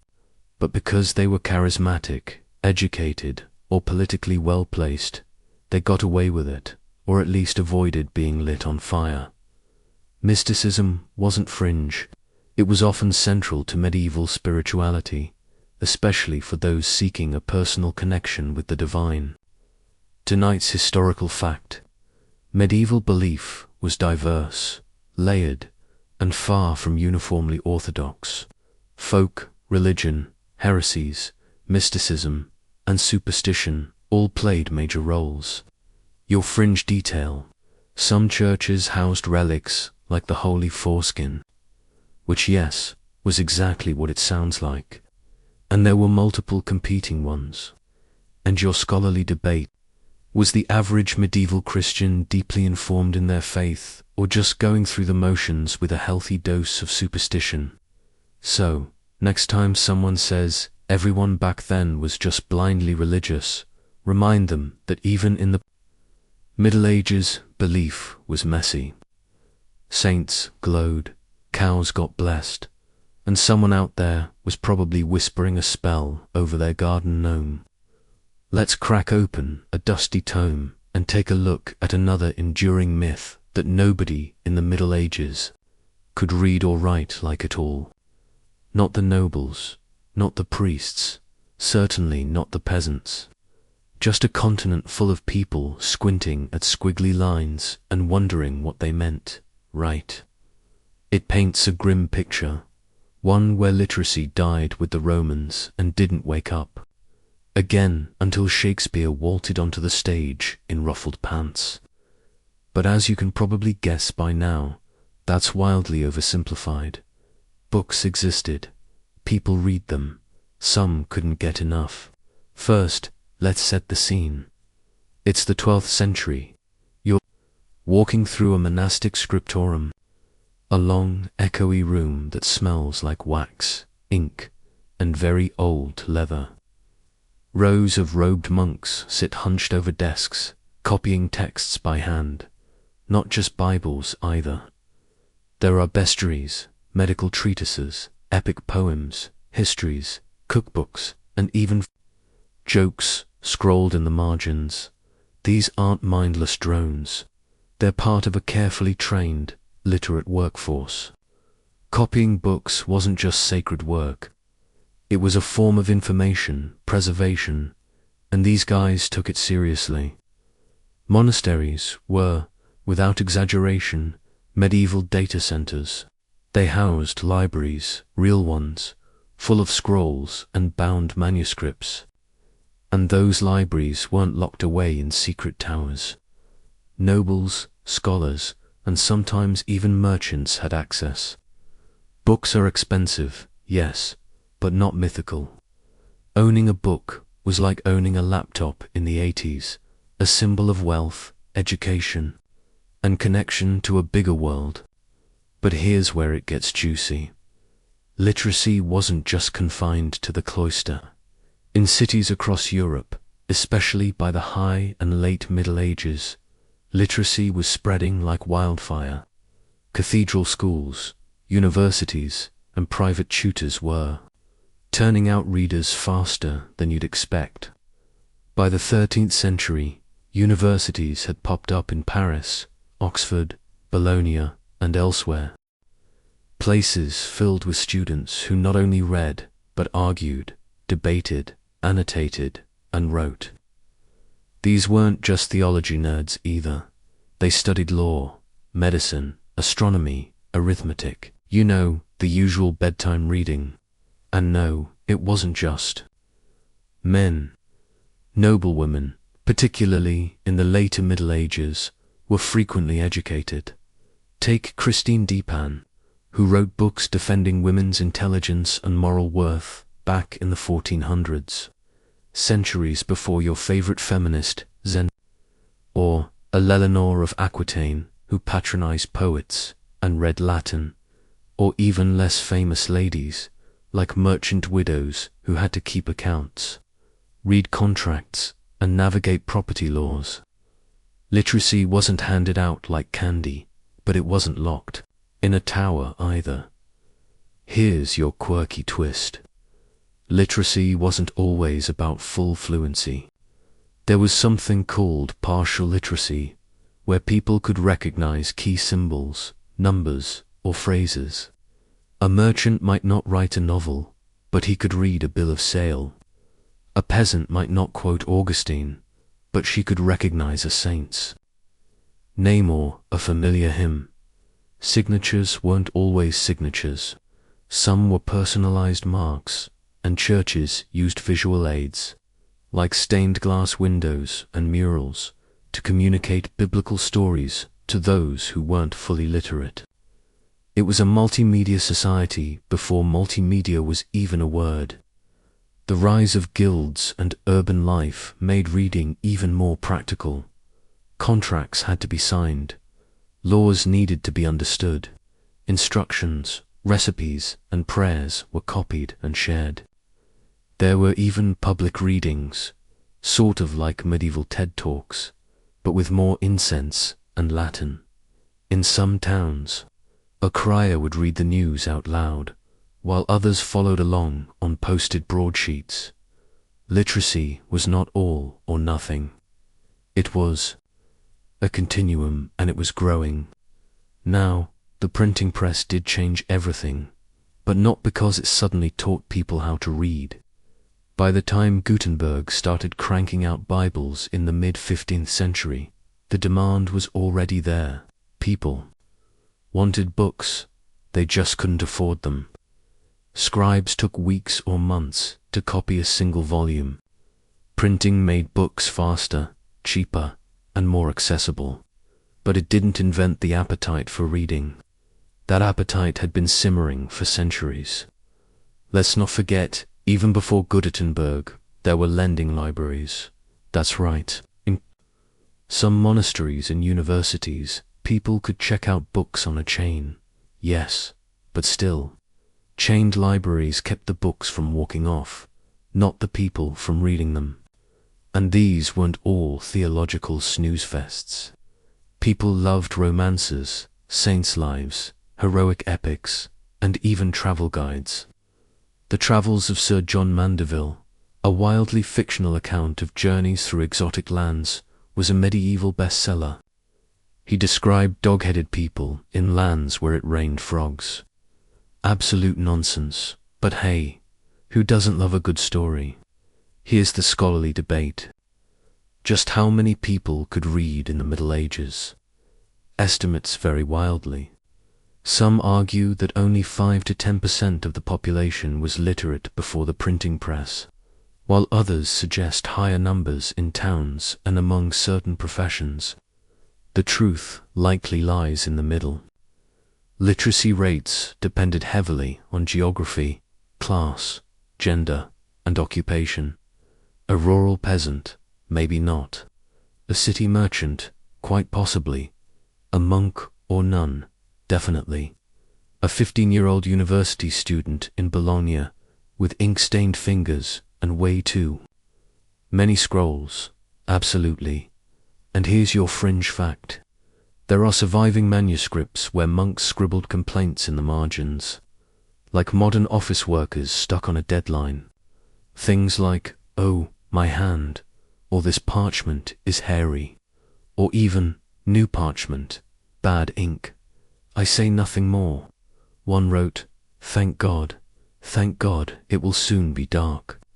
That's the medieval equivalent of rage quitting a Google Doc. So no, the Middle Ages weren't a dark vacuum of illiteracy. They were a time when reading mattered a lot. Whether it was the chants of monks, the notes of scribes, or the prayers of merchants. Literacy was a living, evolving force. Books were symbols of power, tools of learning, and sometimes just good entertainment. Tonight's historical fact: literacy in the Middle Ages was more widespread than people think, especially among clergy, nobility, and the growing urban middle class. Your quirky insight. Monks sometimes wrote hilarious complaints in manuscript margins, tiny and passive-aggressive notes from the past. And your scholarly debate were pre-printing press literacy rates closer to 5%, 20%, or even higher in urban centers. So, next time someone says, nobody could read back then, remind them that even medieval scribes were too tired to finish their work. And they still found time to complain about it in writing. Tonight, let's pack a satchel and lace up some worn leather boots, because we're tackling another tired old myth that people in the Middle Ages never traveled. Supposedly, everyone just stayed glued to their birth village, never strayed more than 5 miles from home, and stared suspiciously at anything beyond the head. The idea is that medieval folks were static, isolated, and terrified of the unknown. Too poor, too ignorant, or too superstitious to wander. But that's just not true. In fact, the medieval world was full of movement. Pilgrims, merchants, soldiers, scholars, even tourists. Yep, actual medieval tourism. You might not be able to book a flight or complain about airport Wi-Fi, but medieval people were out and about more than you'd expect. Let's start with the obvious one: pilgrimages. These weren't just religious obligations. They were also one of the most common forms of travel. From the 11th century onward, Christian Europe saw millions of people traveling to holy sites. From local shrines to faraway destinations like Santiago de Compostela in Spain, Canterbury in England, or Rome itself. Some even made the long and dangerous trek to Jerusalem. Pilgrims walked, rode horses, or hitched rides on carts. They banded together in groups for safety, camped in roadside hosts, and exchanged stories and probably fleas along the way. They wore badges to show where they'd been, like medieval versions. Of those I climbed Mount Whatever t-shirts, and yes, they often brought souvenirs. Now, not all pilgrims were saints in waiting. Some used the trip as penance for crimes. Others used it as an excuse to escape debts or bad marriages. And some were straight-up thrill-seekers, people who wanted an adventure, a change of scenery, or the chance to drink in another town. The lines between religion, tourism, and low-level mischief were blurry at best. And it wasn't just the devout making the rounds. Merchants traveled constantly. Trade routes crisscrossed Europe from the fairs of Champagne to the ports of Genoa and Bruges. You had cloth coming from England, spices from the East, silk from Bontium, glass from Venice. Traveling merchants were the arteries of the medieval economy, carrying goods, gossip, and disease in equal measure. They didn't just sell wares. They introduced new ideas, technologies, and styles wherever they went. Ever wonder how spices from India ended up on a table in London? It wasn't teleportation. It was relentless, muddy, boot-wearing trade. And then you've got the students. Yes, medieval students. Picture a teenager in 13th century Paris, with an armful of parchment and the early version of a dorm room and beard, making his way to the University of Bologna. Medieval universities weren't local affairs. They were international hubs. If you were smart and okay, male and well-connected, you could study abroad centuries before it was cool. Students and scholars moved between cities to chase lectures by famous masters. Think of it as medieval academic clout chasing. And yes, they got rowdy, got fined, got into tavern brawls, and sometimes rioted over bad housing. So, nothing's changed. Let's not forget soldiers. Whether they were professional knights, mercenaries, or unlucky conscripts, military service took people far from home. Crusaders marched thousands of miles to the Middle East. Others were dragged into conflicts between kingdoms or local nobles. And while war was obviously brutal, it was also one of the most common ways medieval people saw new places. They just had to do it while dodging arrows. And here's the quirky detail for tonight. There were actual medieval guidebooks. One of the most famous, was the Travels of Sir John Mandeville, a wild mix of fantasy and geography that claimed to describe far-off lands and bizarre peoples like dew-headed men or trees that grew sheep. Obviously, it was nonsense, but it was popular because people wanted to know about the world beyond their walls, even if those stories were creatively exaggerated. Women traveled, too, especially nuns, noble women, merchants' wives, and pilgrims. Abbeys visited other abbeys. Noble women moved for marriage or diplomacy, and merchant women, they sometimes handled shipping routes and long-distance business deals themselves. It wasn't exactly a Ural pass, but they got around.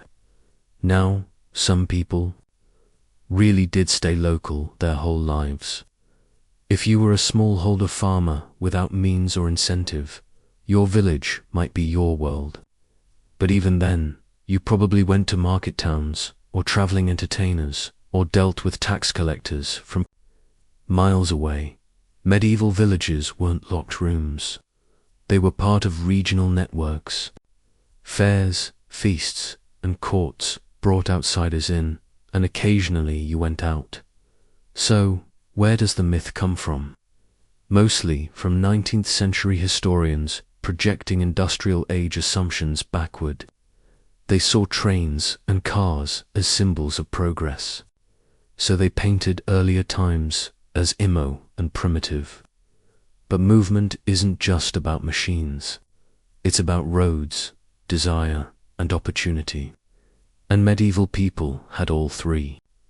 Sure, the roads were rough, and there weren't clean bathrooms along the way, but you could get from London to Rome with enough coin and a strong stomach. Here's the scholarly debate. How mobile was the average person? Some argue that most people traveled only within a day's walk of home.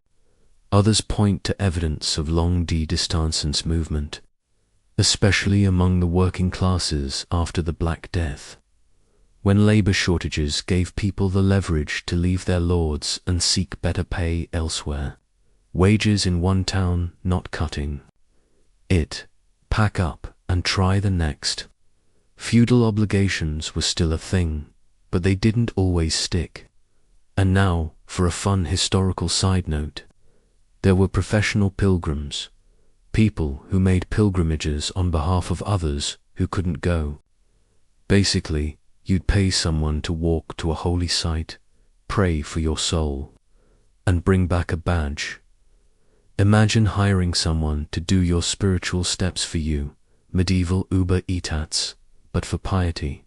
Tonight's hard fact: people in the Middle Ages did travel across towns, regions, countries, and continents for religion, trade, study, war, and more. Your quirky gem.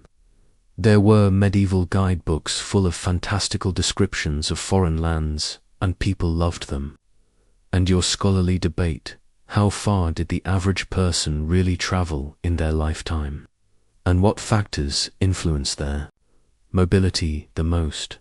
So next time someone says medieval folks never left the village, tell them about the scholar on his way to Paris, the merchant docking in Tunis, or the nun who walked 500 miles, and maybe, just maybe, the peasant who decided to see what was beyond the next hill. Let's put on a pestle-smeared apron and open the medieval medicine cabinet. Brace yourself. It smells like garlic, mint, and questionable optimism. Tonight's myth: that medieval medicine was pure superstition, leeches, and prayers to saints. Nothing but a long fevered waiting game until death politely took you off the patient list. You've heard it before.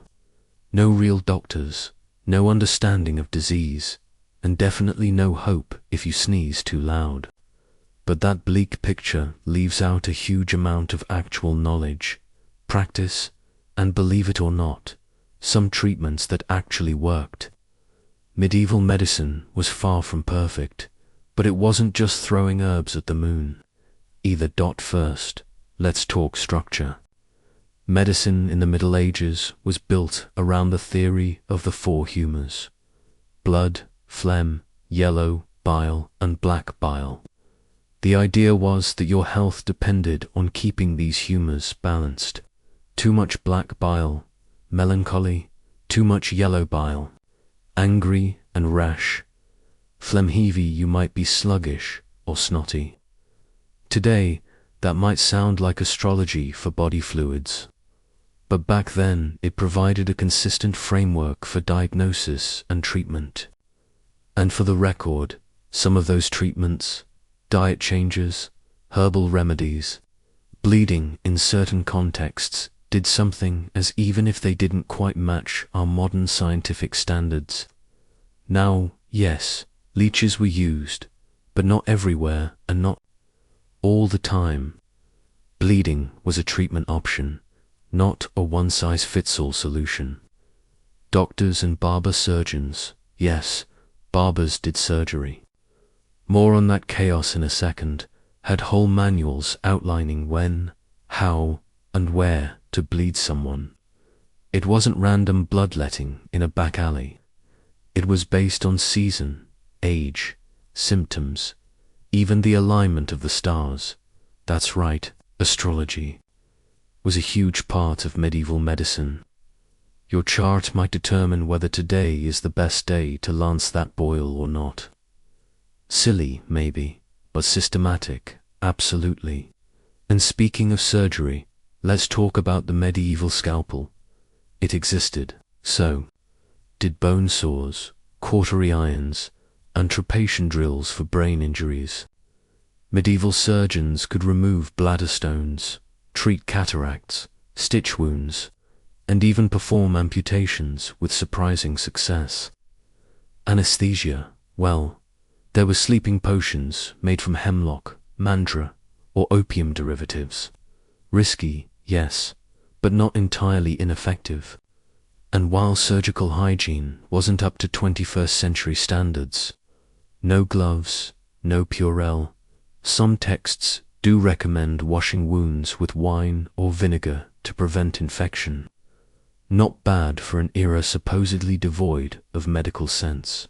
Now, where did they learn this stuff from? Books. Lots of books. Medical knowledge in medieval Europe was heavily influenced by earlier Greek, Roman, and Islamic texts. Galen, Hippocrates, and Avicenna was standard reading. The Canon of Medicine by Avicenna was a medical textbook for centuries. Translated into Latin, it spread through universities across Europe. Yes, universities. Medicine was an actual degree. You could become a licensed physician in Paris, Bologna, or Salerno, complete with gowns, titles, and long Latin-filled lectures. And here's the quirky fact of the night. The barber surgeon wasn't just a guy with scissors. He pulled teeth, set bones, lanced abscesses, and even performed battlefield surgeries. The classic barber pole, white and red stripes, comes from the blood-stained rags they'd hang outside to dry. So, next time you're getting a trim, just remember a few hundred years ago, that chair could have also been your amputation station, but it wasn't all men in academic robes. Women were also healers, midwives, herbalists, and apothecaries. They passed knowledge down through generations, grew medicinal herbs, and often had a better bedside manners than their male counterparts. Some noble women ran their own informal clinics on estates. Hildegard of Bingen, a 12th century opist, wrote medical treatises alongside her mystical visions and musical compositions. Of course, women healers sometimes found themselves accused of witchcraft if things went wrong, but that had more to do with politics and power than actual beliefs about health. Now, here's the scholarly debate. How effective was medieval medicine? Some argue that it was more symbolic and comforting than curative, that treatments were rituals designed to give patients hope, not results. Others point out that many herbal remedies had real pharmacological effects: garlic for infections, willow bark for pain, natural aspirin, honey as an antiseptic. It's not all snake oil. Even the dreaded plague doctor outfit with its beaked masks stuffed with herbs wasn't entirely nonsense. The herbs didn't stop the disease, but they masked the smell and maybe even filtered a few pathogens through sheer luck. Hospitals existed, too. Not quite the sterile fluorescent lit variety we know today, but institutions where people were cared for, fed, washed, and sometimes even healed. Many were run by religious orders. Monks and nuns provided round-clock care, especially for the poor and travelers. Charity was central at a mission, but so was actual nursing. They recorded symptoms, kept patients warm, offered treatments, and kept things cleaner than many later hospitals would. Medieval medicine also adapted. During the Black Death, some doctors started isolating patients, avoiding crowded areas, and wearing protective gear. The results were mixed because, plague, but the instinct to prevent spread was there. Quarantine, in fact, was a medieval invention starting in port cities like Venice, where ships had to wait 40 days at Quarant before unloading. It wasn't perfect science, but it showed that observation, trial, and even public health policies existed long before pasta and penicillin. Of course, there were also the weird remedies. Eat a ruby, bury a toad, wrap yourself in a dead cat. The line between useful and please don't do that was sometimes thin. But then again, bare. If you lived in an age where disease struck without warning and medical knowledge was still in its adolescence, wouldn't you try anything? Tonight's hard fact. Medieval medicine was based on a structured system of theory and practice that included hospitals, surgeries, and pharmacology, not just superstition. Your quirky takeaway: the red and white barber pole traces back to blood-soaked bandages hung out to dry by multitasking barbers. And the scholarly debate: were medieval treatments more symbolic than effective? Or do surviving records show real functional medical understanding? So the next time someone mocks medieval people for using leeches, just remind them those guys were performing cataract surgery while we were still figuring out how to stop clicking "accept all cookies" tonight. Let's walk up a winding stone path toward one of the most misunderstood structures of the Middle Ages, the castle. You've seen them in every movie set before. 1600, cold, grey, echoing husks, filled with the drafty corridors, rats, and moody nobles wrapped in furs. They're always dark, always depressing, and always seem to smell like wet dog and regret. The popular idea is that castles were basically glorified dungeons, just slightly more vertical, where everyone froze, suffered, and brooded. But surprise, castles were not medieval punishment boxes. In fact, many of them were lively, colorful, and even comfortable homes by medieval standards. Anyway, let's step inside one. You're entering a noble's castle in 14th century France. The outer walls might be intimidating. Sure, they're built for defense, not curb appeal, but the interior tells a different story. Tapestries line the walls, not just for decoration, but for insulation. Floors are covered in rushes, sometimes scented with herbs. Large windows, glass if you're lucky and loaded, let in natural light. The hearth is roaring. Cushioned benches line the great hall. The walls are painted, yes, painted, with murals or bold geometric patterns.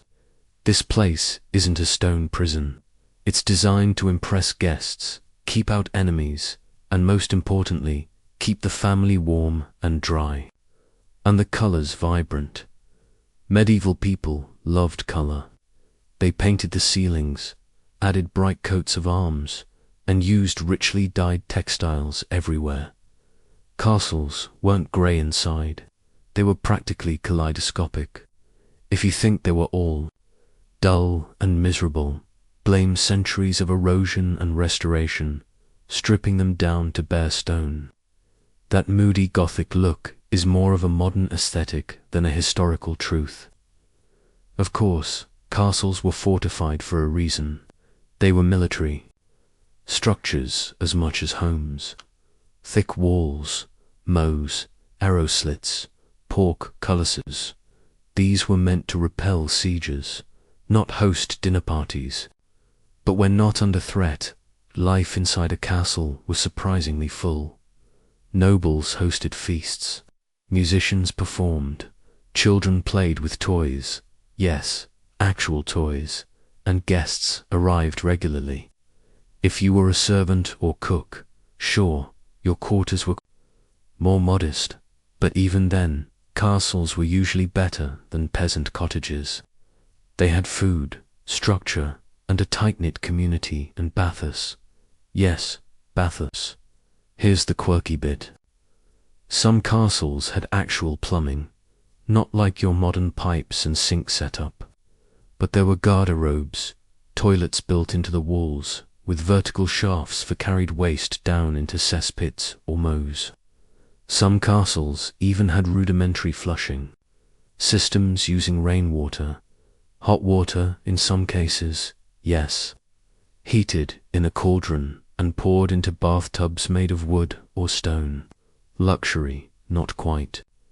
But you wouldn't be sitting in a corner of the great hall, freezing your chainmail off. Let's not forget about food.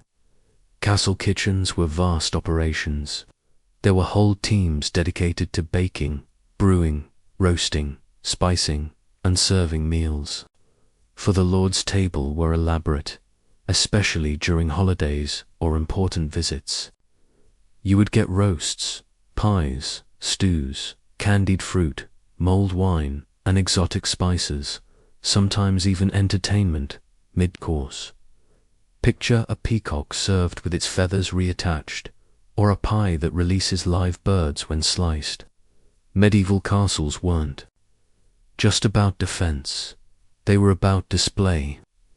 Now, that said, not all castles were comfy palaces. Some were hastily built strongholds on the border of enemy territory. Wooden, motte, and Bailey Decinis were quick to throw up and not especially cozy. And if your lord was more into warfare than hospitality, your castle might feel like boot camp. But many of the great stone castles of Europe evolved over time into refined residences. They added solars, private rooms with fireplaces for the lord and lady. They had private chapels, libraries, and even enclosed gardens. Life in a castle wasn't always luxurious, but it wasn't the eternal misery pit we're often shown, either. And let's be honest, no matter how warm the hearth, it could get cold. Castles were still made of stone, and insulation only went so far. Winters were tough, but that's why everyone wore layers, huddled together, and used those tapestries for more than just decoration. You might not have a thermostat, but you'd make it worked with wool, furs, and strategic proximity to the fireplace. Now, here's the scholarly debate. Were castles primarily homes or military fortresses? The answer varies. In early medieval times, especially post-Norman conquest, castles were aggressively functional, meant to hold land and keep peasants in line. But over the centuries, as stability increased and nobles shifted towards status display, castles became more about prestige than protection. By the late Middle Ages, some castles were so elaborate and well-appointed that they started blending into what we'd now call palaces. And then there's the social side. Castles weren't just homes. They were power centers. Justice was administered here. Taxes were collected. Contracts were signed. Marriages were arranged. Gossip was currency. The Great Hall wasn't just a dining space. It was a political stage. If you were invited to dine at a noble's castle, you weren't just being fed. You were being evaluated, tested, maneuvered. Medieval social networking with meat pies and minstrels. Your fringe detail of the night. Some castles had designated listening halls, tiny architectural features built into walls so that servants or spies could discreetly overhear conversations. Surveillance isn't new, folks. It just used to come with cloaks and candles. Tonight's hard historical fact. Castles were homes, as well as fortresses, often comfortable, colorful, and socially vibrant, not just cold stone prisons. Your quirky bonus. Barber surgeons weren't the only multitaskers. Some castle walls had built-in listening holes for a bit of medieval eavesdropping. And the scholarly debate, how much did castles shift from military strongholds to domestic status symbols over the course of the Middle Ages? So, next time someone says, "I bet castles were miserable to live in," ask them if they'd ever tried soaking in a wooden bathtub next to a roaring fire under painted ceilings while eating a gilded swan. Not so miserable now, huh? Let's pull up a tapestry-draped chair and get real about the role of women in the Middle Ages, because the myth floating around is loud and lazy. That women had zero power.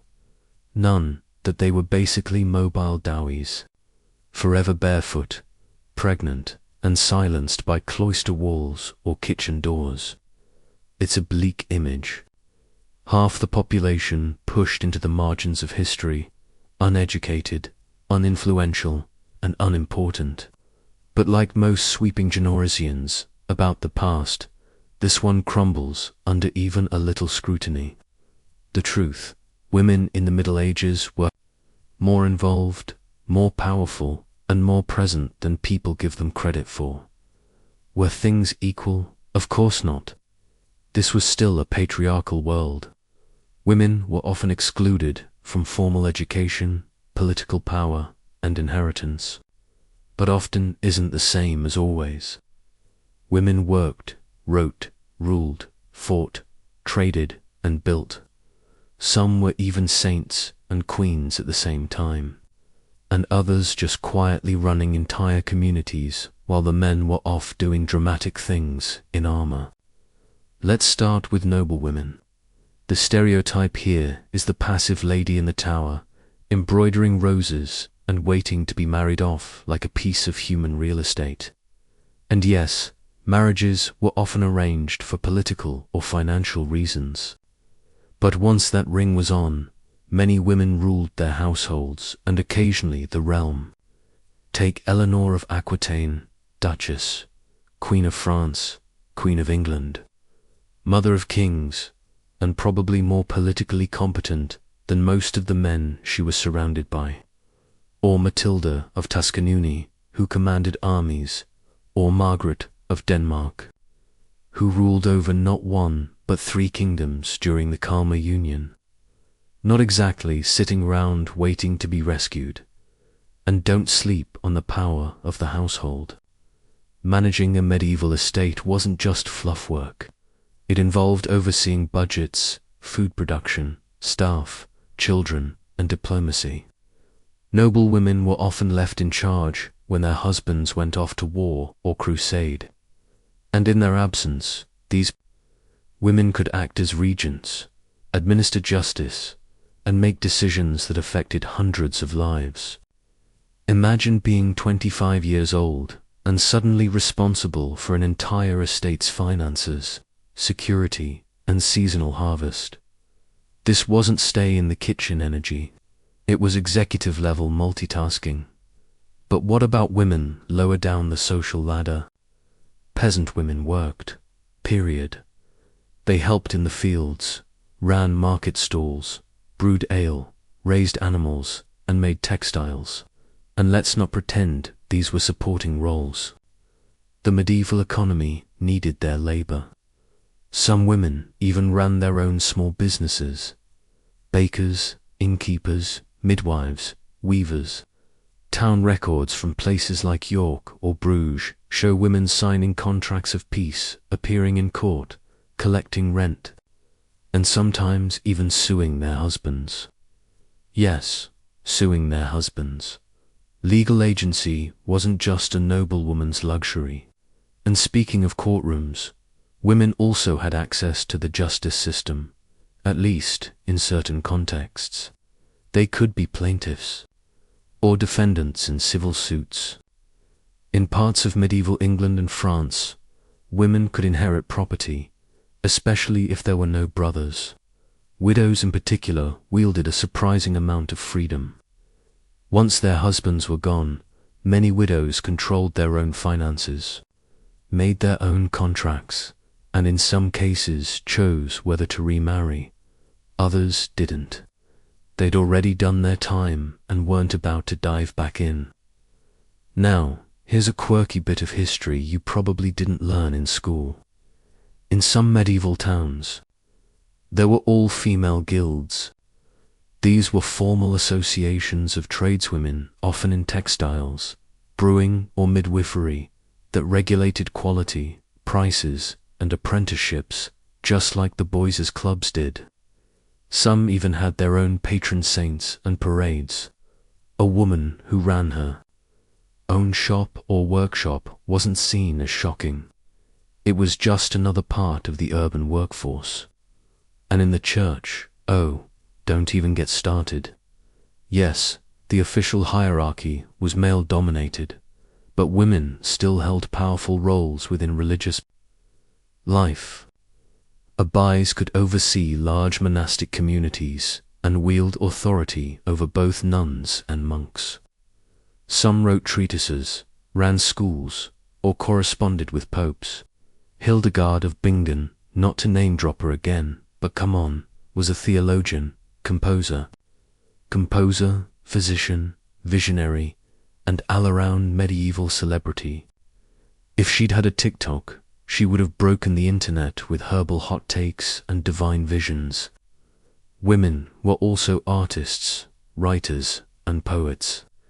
Christine de Pan wrote the Book of the City of Ladies in the early 15th century, a bold, eloquent defense of women's intelligence and virtue, complete with historical examples and a mic-drop ending. She was a professional writer like Coe. She paid her bills with her pen and was respected in her time. Her work wasn't a secret diary tucked under a mattress. It was published, read, and debated. Of course, it wasn't all empowerment and sunshine. There were real limits. Misogyny was alive and well. The legal system was inconsistent. Education for women was often tied to class, and punishments for stepping out of line could be brutal. Accusations of witchcraft, for example, hit women hardest, especially in the later medieval and early modern periods. Women's sexuality was pleasure, their bodies scrutinized, and their behavior judged by double standards. Sound familiar? So, here's the scholarly debate. Were medieval women unusually oppressed compared to other eras, or did they actually enjoy more social power than their Renaissance or even early modern counterparts? Some historians argue that the Middle Ages offered unique opportunities for female authority, especially in religious or feudal contexts. Others suggest those examples are exceptional and that most women still faced rigid gender norms and systemic barriers. The truth likely lives somewhere in the grey area. The Middle Ages were neither a feminist utopia nor an unbroken chain of subjugation. Your fun fringe fact: some women disguise themselves as men to join military orders, become scribes, or travel safely. A few were even discovered only after death when their bones were examined. And surprise, that night, that monk. Not a dude, just someone determined enough to bend the rules for a shot at freedom. Tonight's historical fact: medieval women had far more roles and agency than the popular, powerless damsel stereotype suggests. They worked, ruled, created, and often shaped the very communities they lived in. Your quirky bit, all-female guilds, existed in certain towns where women controlled trade, trained apprentices, and held serious local clout. And the scally debate: were medieval women relatively empowered within their social systems, or are the strong examples outliers in a sea of silence? So next time someone says women in the Middle Ages had no power, you can raise an eyebrow and ask which were women, 'cause some of them were running kingdoms, publishing books, and suing neighbors all before coffee was even a thing. Let's bite into one of the juiciest but totally misplaced myths about the medieval world: that people in the Middle Ages were terrified of tomatoes, that they thought they were poison, that they shrieked and ran from the sight of a salad. It's a fun little story. Imagine a noble recoiling from a tomato like it's a venomous toad. But sorry to disappoint, it doesn't hold up. And here's the kicker: this myth doesn't even belong to the Middle Ages. It's Renaissance-era drama. And even then, mostly an exaggerated footnote in culinary history. Medieval folks didn't fear tomatoes. They just didn't know they existed. Let's back up and look at the timeline. Tomatoes are native to the Americas. You know, that big landmass on the other side of the Atlantic that Europe didn't discover until the late 15th century, after the Middle Ages were already giving their final bow.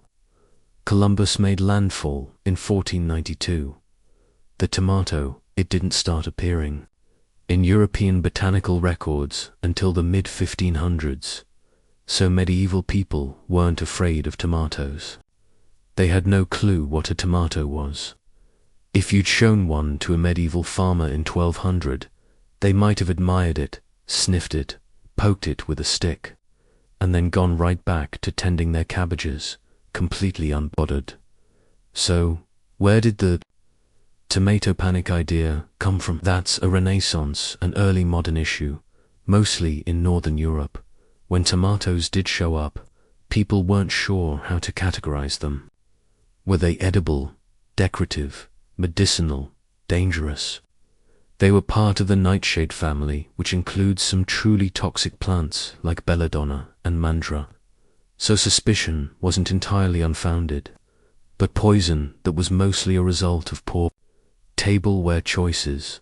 Here's the weird twist. Wealthy Europeans in the 16th and 17th centuries often ate off butter plates, which are made from tin and sometimes contained lead. Tomatoes are acidic.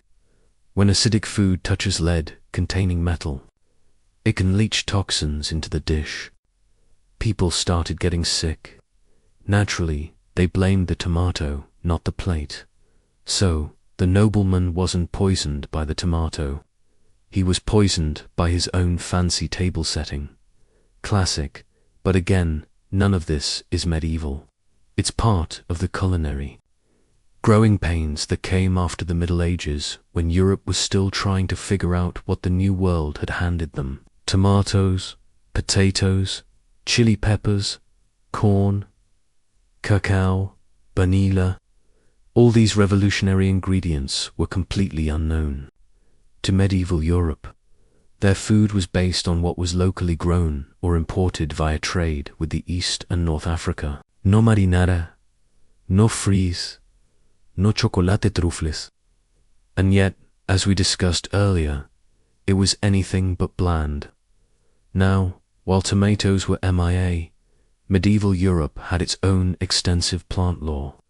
Cabbage, onions, garlic, turnips, leeks, lentils, peas, beans, apples, pears, cherries, and plums were standard fare. Herbs like sage, thyme, rosemary, and parsley grew in gardens and were used in both cooking and medicine. Spices like pepper, cinnamon, and saffron, imported at great expense, were culinary gold. And even without tomatoes, medieval cooks knew how to make rich sauces, savory potages, and fruit-based condiments that gave food real depth. So yes, they were doing just fine. Here's a quirky fact for the night. The first recorded European recipe for tomatoes appears in a 1692 Neapolitan cookbook, and even that was copied from a Spanish source. It was a stew-like dish with eggplant and onions. There's no mention of fear or poison, just a practical way to turn this weird red fruit into something delicious. By the 18th century, tomatoes were well on their way to becoming the cornerstone of Southern European cuisine. The scholarly debate here is fun. How quickly did New World foods enter the European diet? And why were some adopted faster than others? Potatoes took a long time to catch on in some places, France in particular. Meanwhile, tomatoes spread more rapidly in Spain and Italy, likely because of climate availability and local culinary traditions. Some historians suggest cultural conservatism slowed the adoption of new foods. Others point out that people were eager to try novel ingredients, especially if they were easy to grow and added variety to existing diets. Meanwhile, other food myths have been slapped onto the Middle Ages without context. No forks, not true. While forks weren't common early on by the High Middle Ages, the upper classes were using them, especially in Italy. Belief in poisonous potatoes. Again, a later issue, and that thing about people thinking tomatoes were aphrodisiacs. There's some truth there, but again, that's post-medieval sauciness.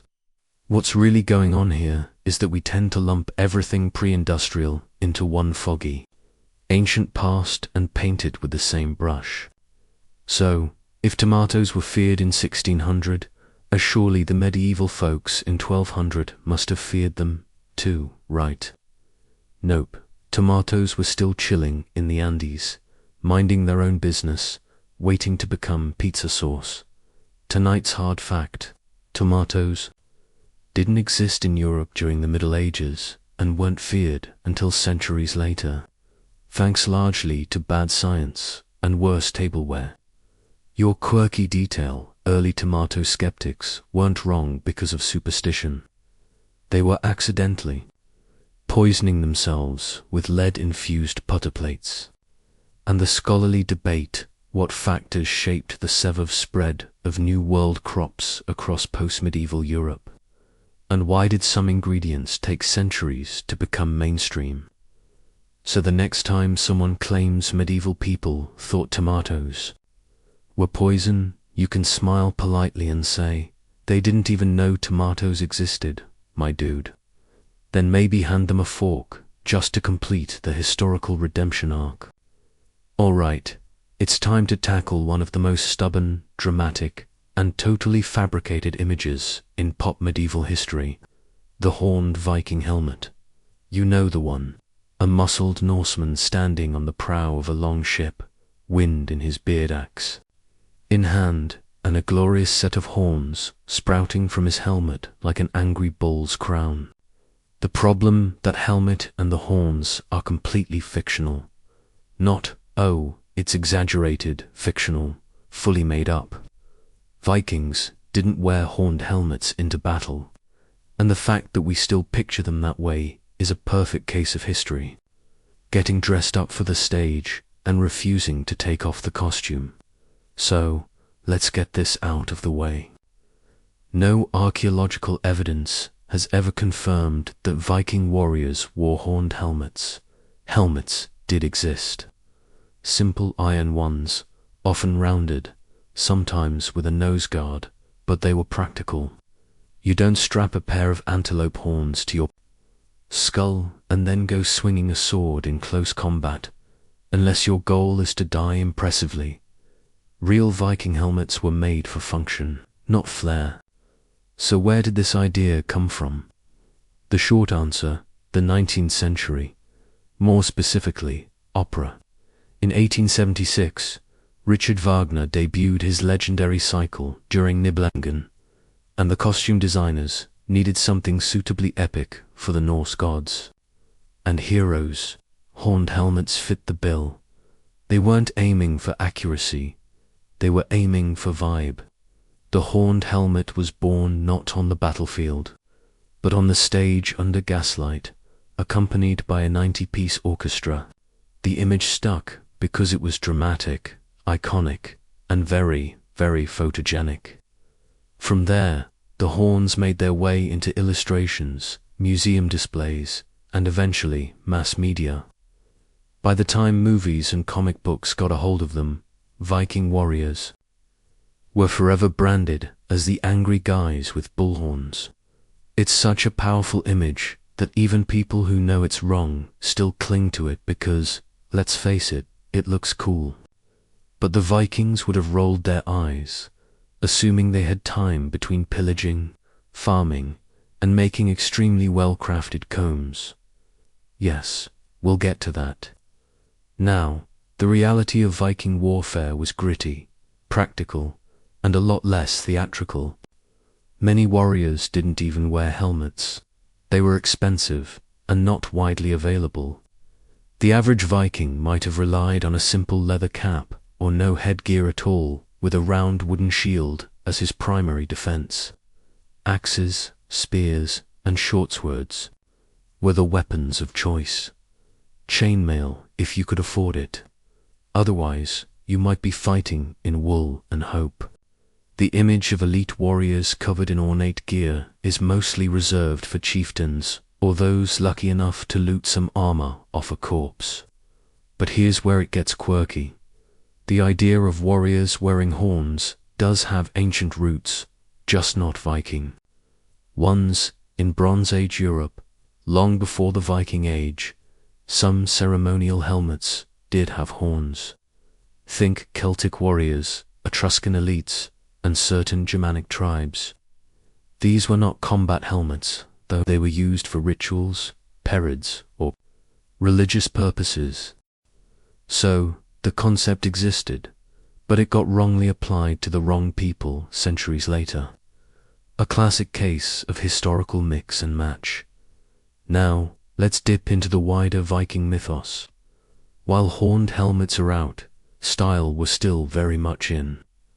Vikings cared about appearance, cleanliness, grooming, decoration. They wore colorful clothes, used brooches, arm rings, and beads, and often had intricately braided hair.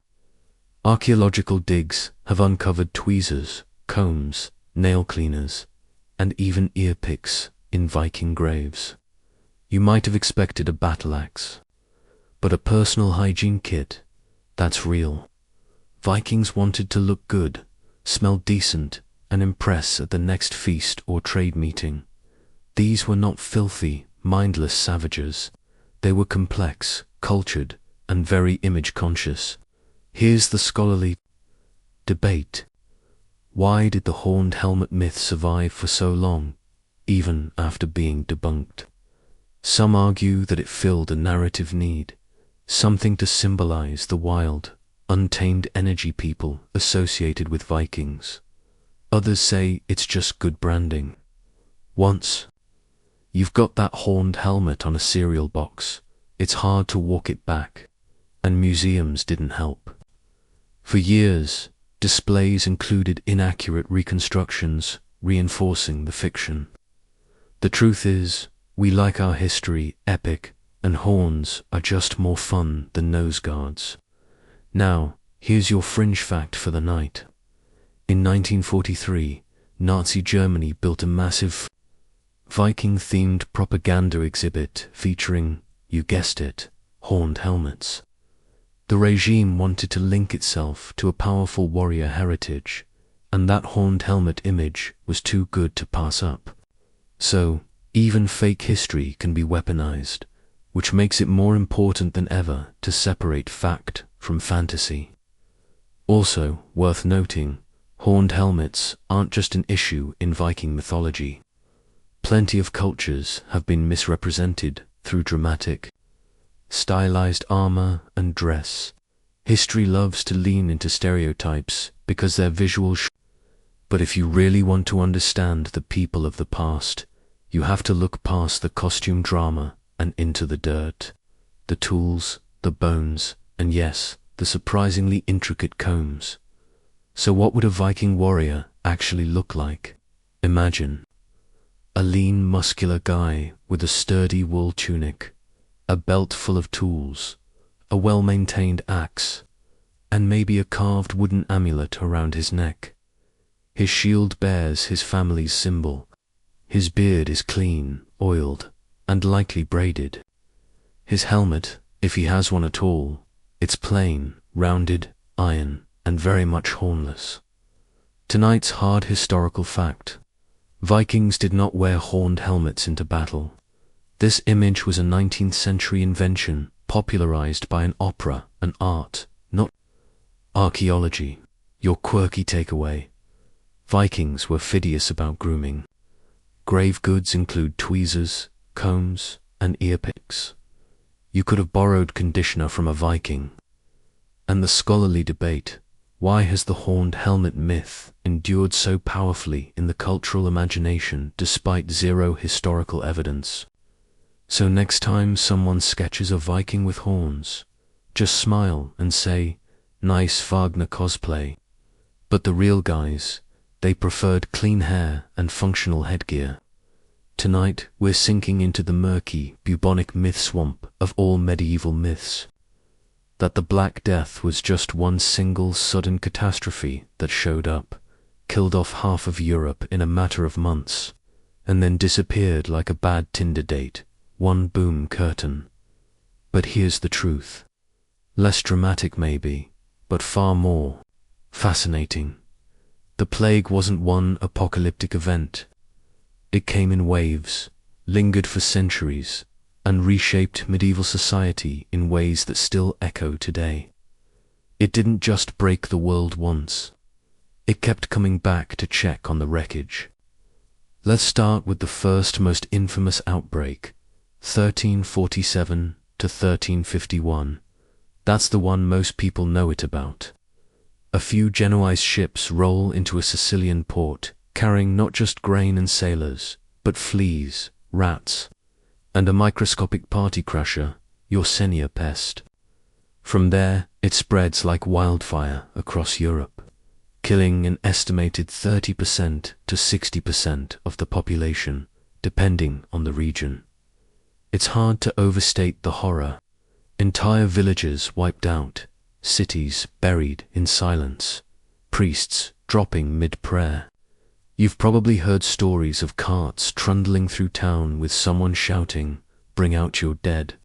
Wasn't an exaggeration. It was Tuesday day. But here's the thing most people don't realize. The 1347 to 1351 outbreak wasn't the end. It was just the start. The Black Death returned again and again and again. Roughly every 10 to 20 years, another wave would sweep through. Sometimes smaller, sometimes just as bad. In England alone, there were major outbreaks. In 1361, 1369, 1374, and so on well into the 15th century. These weren't aftershocks. These were recurring crises. The term Black Death only refers to the first wave. The broader period of recurring plague epidemics is more accurately called the Second Pandemic, and it lasted over 300 years, and the effect monumental. Yes, the initial outbreak was devastating, but the long-term effects were even more transformative. Think labor shortages, economic upheaval, religious doubt, and total social reorganization. If you're a peasant in 1352 and you've survived the first wave, you suddenly find yourself in high demand. Fields need tending, animals need care, and half the workforce is gone. Suddenly, lords are competing for your labor. Wages rise, serfs leave, manors, entire villages negotiate better conditions, or just abandon feudal life altogether. It's the dawn of worker leverage. Hello, late medieval peasant power. Of course, the ruling class hated it. Laws were passed, trying to freeze wages at pre-plague levels. In England, the Ordinance of Labourers, 1349, and the Statute of Labourers, 1351, tried to cap what workers could earn and make it illegal to refuse work. Spoiler, it didn't work. When labour is scarce and survival is on the line, people don't exactly care about your economic policies. And that tension between the empowered survivors and the desperate elites bubbled into revolts, like the Peasants' Revolt of 1381, which we already met a few sections back. Plague didn't just kill, it rearranged society. But it didn't stop there. The psychological impact of repeated plague waves left a deep scar. Art, literature, and religion shifted. Skeletons started dancing across murals in dance macabre scenes. Writers obsessed over death and decay. Pilgrimages surged as people searched for answers or forgiveness. And the church, it took a hit. Many clergy died in the first wave. Replacement priests were sometimes young, poorly trained, or seen as opportunists. Faith wobbled. When the church couldn't stop the disease or even explain it, people began to look elsewhere for meaning. Cue the rise of mysticism, fringe cults, and apocalyptic movements. Groups like the Flagellants marched through Europe, whipping themselves in public displays of penance. Believing that suffering could end the plague, they were both dramatic and deeply unsettling. And the church, wary of losing control, eventually cracked down on them. but the fear was real. When you've seen your neighbor swell up and die in 2 days flat, you'll try anything. Here's a strange little fringe detail. During some outbreaks, people blamed cats and dogs for the spread of plague and started killing them en masse. Ironically, this probably made things worse because, as we now know, cats kill rats and rats carried the fleas that carried the disease. So, in trying to solve the problem, people may have deleted one of the few natural defenses they had. Just a little extra bonus from history's worst group project. And here's your scholarly debate for the night. What exactly caused the waves of plague to keep coming? The dominant theory is that the bacterium persisted in rodent populations, especially in Central Asia, and occasionally jumped back into humans via fleas. Climate shifts, trade routes, and population density all played roles. But new research suggests there may have been multiple strains in play, possibly spreading in different ways through the air in some cases, not just via fleas. Others argue that poor record-keeping and overlapping epidemics like smallpox or typhus have muddied the historical picture. There's still mystery in the medieval autopsy room. Let's not forget the global scale. While Europe gets most of the plague press, the Black Death didn't stop at the Alps. It swept across the Islamic world, decimated populations in North Africa and the Middle East, and likely reached as far as China. Trade carried it, armies carried it, pilgrims carried at it. This wasn't a local problem. It was the first truly global pandemic, and the world was connected enough to share in the suffering. And through it all, life kept going. People married, worked, made art, told stories. The plague was a backdrop to life, not a freeze frame. If anything, it made life more urgent. The late medieval world had a kind of frantic creativity to it, like a civilization that knew it might not get a second draft. Tonight's hard historical fact: the Black Death wasn't a one-time event. It came in recurring ways for centuries, reshaping European society with each pass. Your quirky fringe detail in some cities. Mass cat killings worsened, the plague spread by letting rat populations boom unchecked. Medieval irony at its bleakest and the scholarly debate. What exact mechanism sustained recurring plague waves? Fleas on rats' airborne transmission, or something we still don't fully understand? So next time someone says the Black Death killed half of Europe and then vanished, just nod slowly and say, yeah, except it didn't. It stuck around, made itself at home, and casually broke history more than once. Tonight, we're headed into some seriously weird territory because we're going to talk about animals on trial. Yes, actual animals. In medieval Europe, not only did humans get hauled into court, but pigs, rats, goats, and even insects could be accused, tried, and sometimes executed for crimes. It sounds like the premise of a Monty Python sketch or a fever dream from someone who's been reading too many law books in candlelight. But it happened, and not just once, multiple times. So the myth that medieval people thought animals had legal responsibilities, shockingly, it's true. But as always, the deeper you dig, the more complicated and strangely human it all becomes. Let's start with the basics. There were two main kinds of animal trials, secular and ecclesiastical. Secular courts dealt with domestic animals, usually pigs, and usually for murder. Yes, murder. If a pig attacked a child, which did happen, feral or improperly restrained pigs were known to be dangerous. The local authorities might arrest the pig, assign it to a defense attorney, hold a formal trial, and, if found guilty, execute. it publicly with all the trappings of human justice, because apparently nothing says community healing like hanging a pig.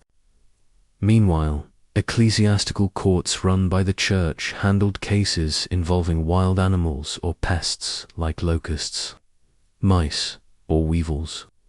If these creatures were damaging crops or property, they might be summoned to court, given a chance to vacate the area, and if they didn't comply, excommunicated. Yes, you heard that right. There are records of beetles being given legal warnings, rats being threatened with divine punishment, entire swarms of insects being put on spiritual notice. Here's the head-scratcher. These weren't jokes. These trials were real, recorded in court documents with witnesses, verdicts, and punishments. So why were medieval people just deeply confused about how animals work? Not exactly. Scholars still debate the logic behind this bizarre practice, but several theories offer insight. Some see it as a form of symbolic justice, an attempt to restore social order after a traumatic event. A pig killing out a child wasn't just a tragedy. It was a disruption of the community's moral fabric. Executing the pig, however absurd it sounds to us, was a way of saying this act won't go unpunished. Others argue it was a legal necessity. Medieval law often treated animals as property, but there were moments when that line blurred, especially if the animal caused harm. By putting the pig on trial rather than punishing the owner directly, the court avoided setting messy precedents. It also reinforced the idea that even the lowliest creature was subject to divine and earthly law. Justice applied to all, no exceptions. Still, there's no denying the fringe factor here. In one 15th century French case, ASA and her piglets were put on trial for killing a boy. The SA was found guilty and executed, but the piglets were acquitted. Why? Because witnesses said the piglets were too young to understand the crime. That's some serious legal nuance for a group of confused baby pigs. Another case from 1314 involved a bull who killed a man. The bull was promptly sentenced to death and hanged. Try fitting that into your standard crime drama plotline. But animal trials weren't just limited to pigs and bulls. In 1519, in the town of Stelvio, now in northern Italy, legal proceedings were brought against a group of field mice for destroying grain. They were provided with legal counsel, and the defense argued that the mice had a right to the land. The court, in all seriousness, allowed the case to proceed. You can't make this stuff up, because medieval lawyers already did. Now, here's where the scholarly debate gets tangled. Were these trials really about justice? Or were they elaborate rituals, cultural performances, dressed up in legal language? Some historians argue that these trials reflect a world where people saw everything, animals, weather, disease, as part of a divine order. When something went wrong, it wasn't random. It was moral, and so justice had to be visible, even theatrical. Others argue that these trials weren't taken quite as seriously as they appear in the records, that they were half legal, half symbolic, spectacles meant to reinforce communal values more than actually prosecute misbehaving livestock. Either way, they reveal something important about the medieval worldview. The boundary between humans and animals wasn't always sharp. Animals were part of daily life, often living in close quarters with people. They had names, they had jobs, they had personalities.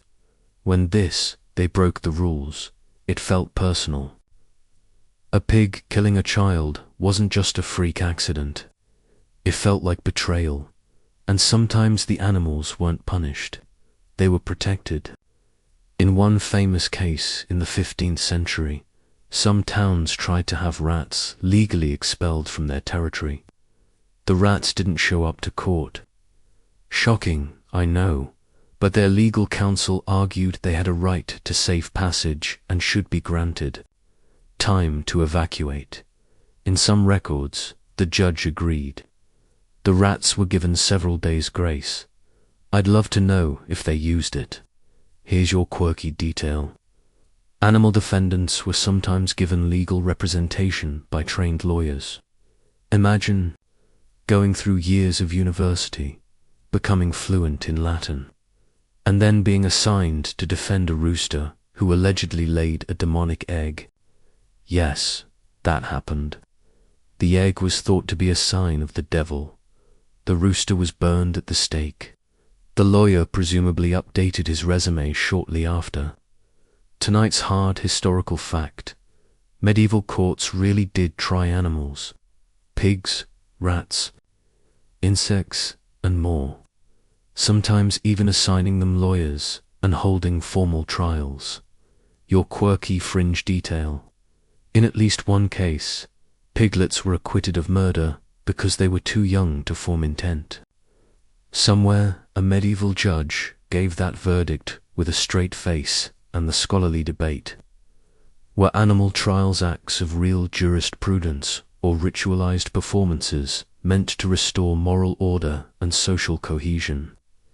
So next time someone tells you medieval people were unsophisticated, just remember they had a legal system nuanced enough to acquit baby pigs and summon mice to court.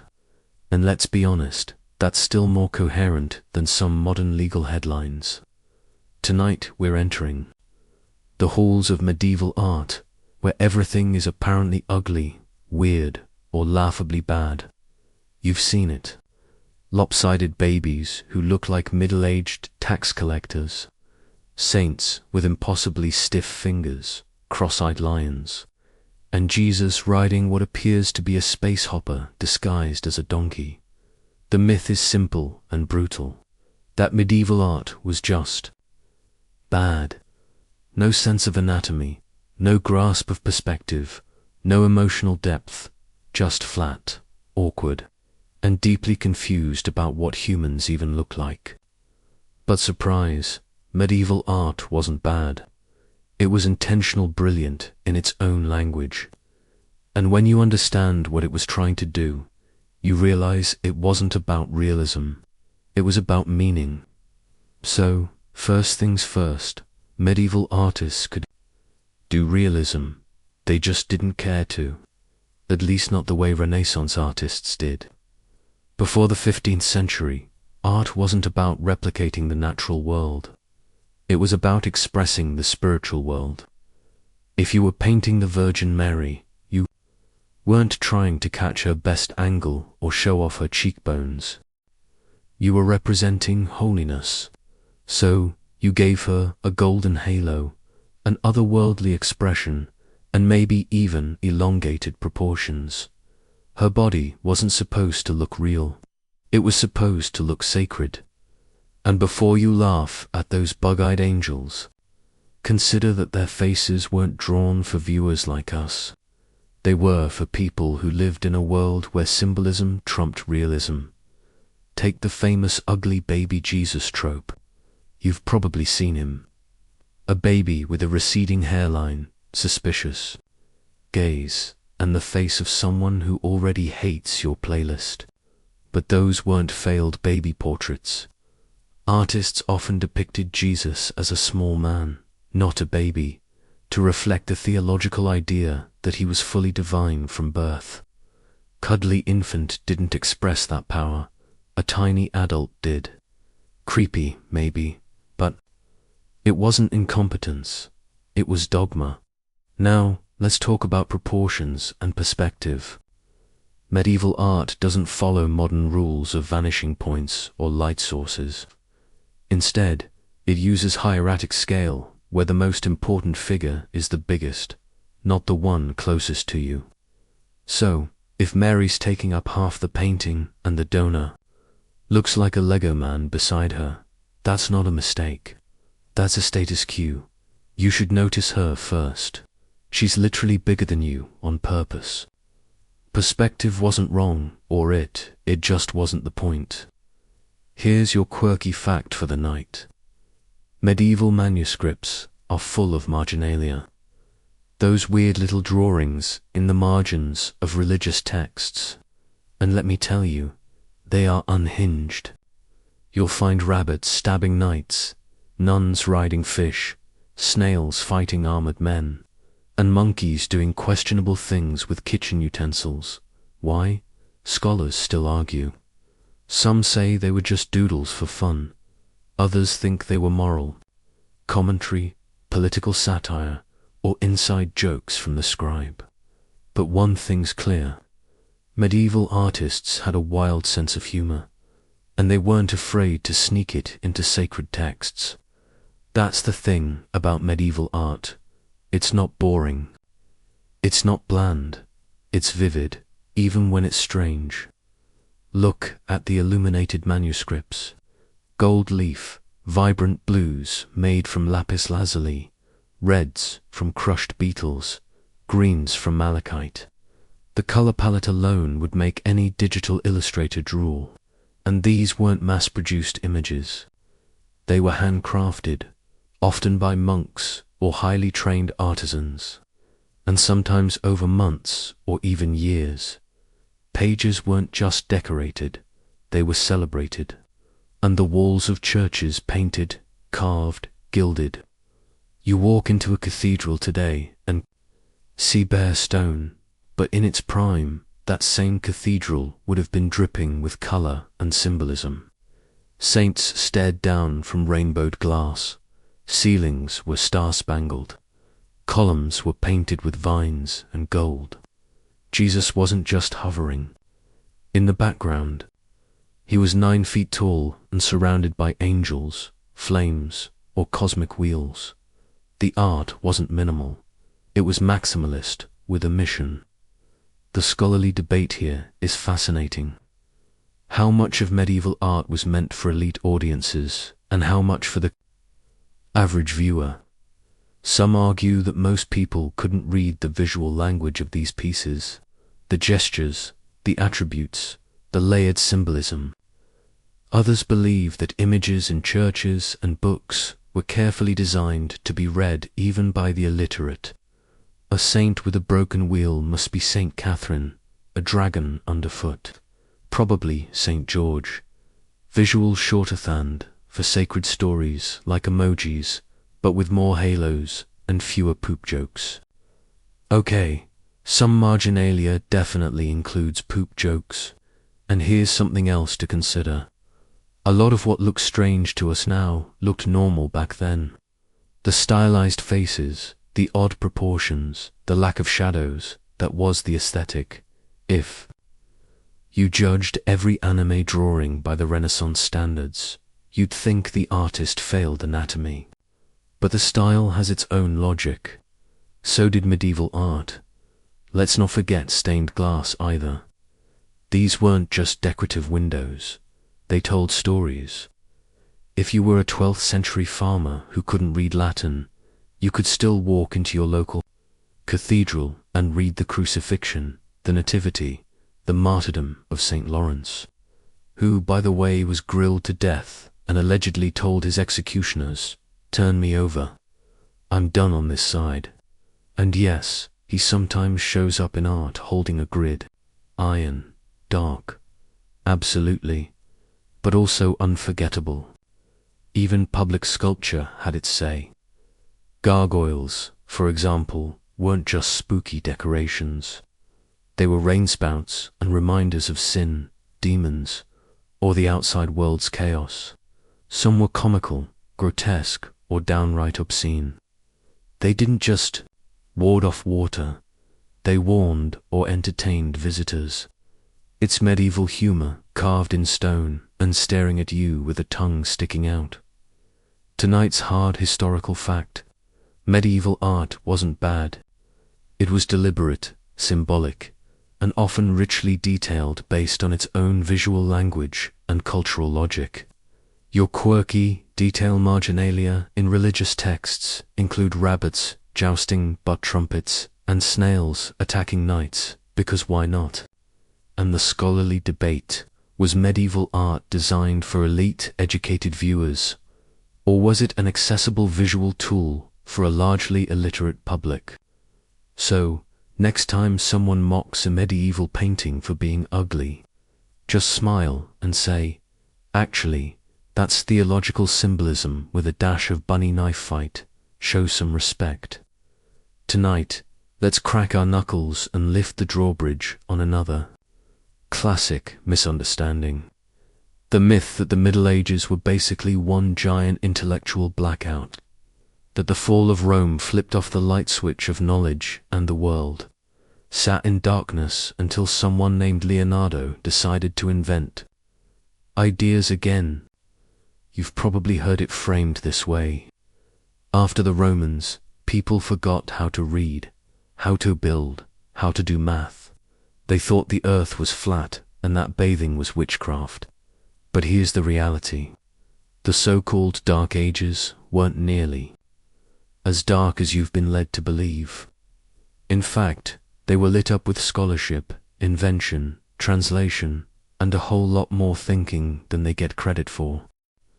Let's start by killing the biggest, dumbest zombie of a myth, that people in the Middle Ages believed the earth was flat. Nope, not even a little bit. Educated folks in medieval Europe knew the earth was round.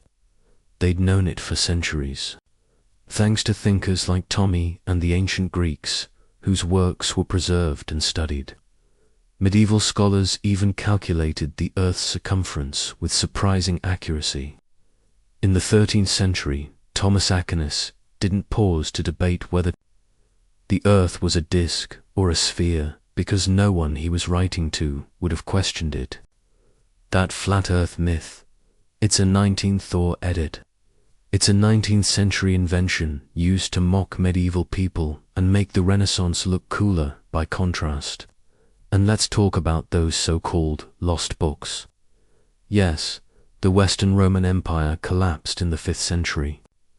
And yes, a lot of chaos followed. Urban infrastructure declined. Trade networks shrank. Literacy levels dropped, especially among the general population. But the flame of learning never went out. It just moved and changed hands.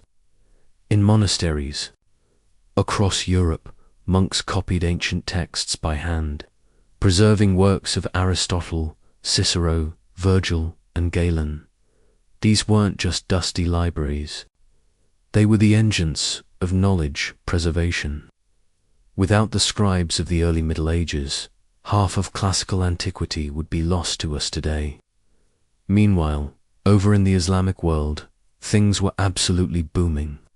From the 8th to the 13th century, the Islamic Golden Age saw scholars in cities like Baghdad, Cairo, and Cordoba translating Greek, Roman, Persian, and Indian texts into Arabic and building on them. Algebra, Arabic word, chemistry, developed and named in the Islamic world. Optics, medicine, astronomy, navigation, all made huge leaps thanks to scholars like Alhazen, Avicenna, and Al-Khwarizmi. And then, in the later Middle Ages, those texts were translated again, this time into Latin and reintroduced to Western Europe, through centers of learning in places like Sicily and Spain. So, the so-called rediscovery of classical knowledge in the Renaissance, that wasn't a light bulb going on. It was a torch being passed. Here's a quirky detail for the night. In 12th century Paris, university students and professors engaged in heated debates over Aristotle's physics. These weren't dusty scholastics mumbling into scrolls. They were shouting, arguing, walking through town in academic robes, and occasionally getting into brawls. The medieval university wasn't a sleepy monastery. It was a battleground of ideas full of sarcasm, theology, and sometimes fists. Students traveled between cities to hear different masters. Universities had textbooks, reading lists, and final exams, and yes, coffee houses came later. But these guys still knew how to pull all-nighters. A medieval science, alive and well. People tracked planetary movements, mapped the stars, and developed mechanical clocks. They studied medicine based on both classical and Islamic sources. They experimented with alchemy. Sure, but alchemy wasn't just about turning lead into gold. It was the precursor to chemistry.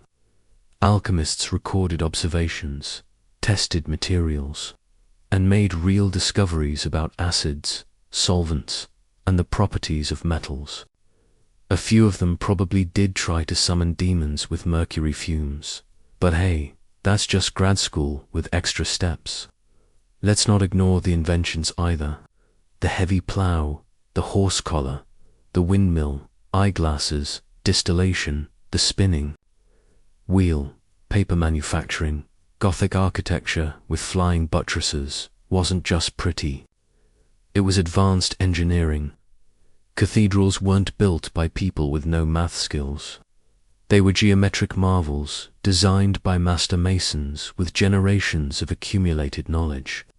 Stained glass, precision chemistry with sand and fire, even the humble mechanical clock emerged in medieval monasteries, driven by the need to track hours for prayers. And here's the scholarly debate. How accurate is the term Dark Ages? Some historians argue that it was always an oversimplification coined in the Renaissance to make humanists look smarter by contrast. Others acknowledge that certain regions of Europe did experience real decline after Rome's fall economically, demographically, and technologically. But the modern trend in scholarship is to ditch the phrase altogether. Early Middle Ages is more accurate and less insulting. The darkness wasn't everywhere, and it wasn't constant. Some places were lit with libraries, universities, and scientific experimentation. Others were, well, probably still figuring out how to stop setting their fields on fire. Here's a little bonus fun. Medieval people loved logic like loved it. They turned theology into a logic puzzle factory. A famous question from medieval scholars was, how many angels can dance on the head of a pin? Which people today mock, but actually that was a real exercise in metaphysical space. Not a dumb joke. They weren't wasting time. They were pushing the limits of what logic could do when applied to faith. Call it weird if you want, but it's the ancestor of quantum philosophy in its own strange way. So, let's put this tired myth to bed. The Middle Ages were not an intellectual void. They were a bridge between ancient and modern thought, full of thinkers who preserved knowledge, adapted it, and created entirely new systems of understanding. Without medieval scholasticism, there's no Renaissance. Without Arabic translations, there's no revival of Aristotle. Without the monks and manuscripts, half the books in your local library wouldn't exist. Tonight's hard historical fact. The Dark Ages weren't universally dark. Medieval Europe preserved, adapted, and expanded upon ancient knowledge while new ideas flourished across the Islamic world and beyond. Your quirky fringe detail. Medieval students in Paris were known for rowdy intellectual debates that occasionally escalated into street brawls. Philosophy, but make it we and the scholarly debate. Is the term Dark Ages a misleading Renaissance invention, or does it still apply to specific post-Roman periods of decline? So the next time someone scoffs that medieval people were too dumb to know the earth was round, just hand them a copy of Despair Mundi and tell them they're about 800 years late to the party. Let's lace up your softest leather boots and step into another wildly misunderstood arena of medieval life. Travel, if you picture medieval people as being born, living, and dying within 5 miles of their local pigsty, never seeing the world beyond. Their village, hedgerow, you're not alone. That's the myth. Peasants chained to their dirt, nobles to their halls, and absolutely no bad going anywhere unless dragged off to war or crusade. But here's the twist. Yes, medieval travel was everywhere. The roads weren't always good, and the journeys weren't always safe, but people moved constantly for trade, for work, for worship, for curiosity. The medieval world was more mobile than you think. Let's start with the big one, pilgrimage. If there was one reason to lace up and hit the road in medieval Europe, it was to visit a holy site. People from every class, yes, including peasants, set out on pilgrimages that could take weeks, months, or even years. Santiago de Compostela, in Spain, Canterbury in England, Rome, Jerusalem. These weren't just spiritual quests. They were adventurous. Pilgrims carried badges, wore travel cloaks, and often traveled in large groups for safety. Along the way, they'd stay at monasteries, hospitals, and inns that catered specifically to travelers. Think medieval Airbnbs, but with more incense and less Wi-Fi. And here's something fun. Pilgrims wrote about their travels. One of the most famous is Margery Kempe, a 15th century mystic and extremely chatty traveller from England. She made it all the way to the Holy Land and back. No small feat for a middle-aged mother with no noble title. And she wasn't alone. Monks, merchants, soldiers, and scholars made similar journeys, often leaving behind records, maps, and letters as describing what they saw. These weren't people afraid to leave home. They were out chasing experiences, ideas, relics, and maybe a bit of divine forgiveness. But it wasn't all saints and sandals. Trade routes connected cities across continents, and medieval Europe was buzzing with markets, fairs, and merchant caravans. Think of places like Bruges, Venice, and Constantinople. Cosmopolitan centers drawing people from across Europe, Asia, and North Africa. The Hanseatic League, a network of trading cities in northern Europe, linked ports from London to Novgorod. If you were a wool trader in England or a spice merchant in Genoa, travel wasn't optional. It was your business model. You needed to get to fairs, ports, and cities. You had ships to load, buyers to woo, and cargo to haggle over. And people didn't just travel for religion or trade. Some wandered in search of work. Journeymen, those skilled labourers in between apprentice and master, were expected to travel to gain experience.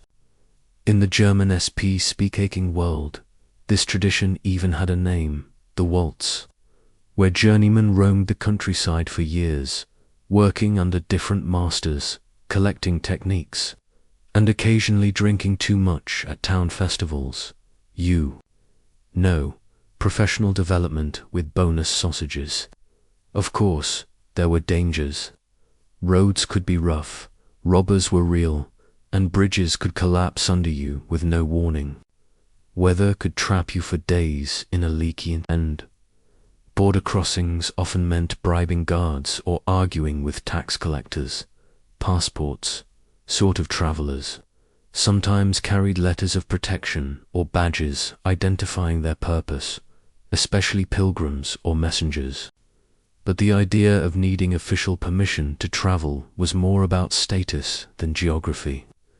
If you had a reason, some coin, and a sturdy pair of boots, you could go pretty far. Here's your quirky fringe detail. One of the earliest known travel guides was written in the Middle Ages. It was called the Guide for the Pilgrim to Santiago de Compostela, compiled in the 12th century. It includes detailed routes, descriptions of towns, advice on local customs, warnings about which inso, and even restaurant recommendations. Though those usually sounded like with the innkeeper who waters the wine and overcooks the lamb, still, It's the medieval version of Lonely Planet, and it shows just how structured long-distance travel could be. And don't forget the Crusaders.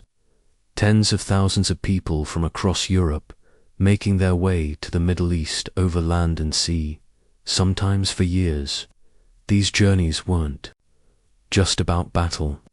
They were logistical operations on a massive scale, provisioning food, animals, ships, shelter. You weren't just marching into history. You were basically trying to backpack across multiple continents with a sword and questionable maps. Crusader routes passed through cities like Constantinople, Antioch, and Acre. And along the way, travelers wrote home, traded goods, got married, and sometimes never came back. The scholarly debate here is fascinating. Just how mobile was the average person in medieval Europe? Some argue that yes, most people did stay local, that the cost, time, and danger made travel rare. Others point to surviving records. Pilgrimage badges found hundreds of miles from their origin, merchant logs, court records showing cross-regional movement, and argue that while not everyone was Marco Polo, mobility was woven into medieval life, more than we assume. It probably depended on your profession, your gender, your class, and your luck. But movement wasn't reserved for the elite. Speaking of Polo, he gets a lot of credit for his travels to Asia, and rightfully so. But he wasn't the only one. Before him, Muslim traveler Ibn Batts logged tens of thousands of miles across Africa, the Middle East, India, and China. Jewish merchants like Benjamin of Tudela wrote about life in foreign lands.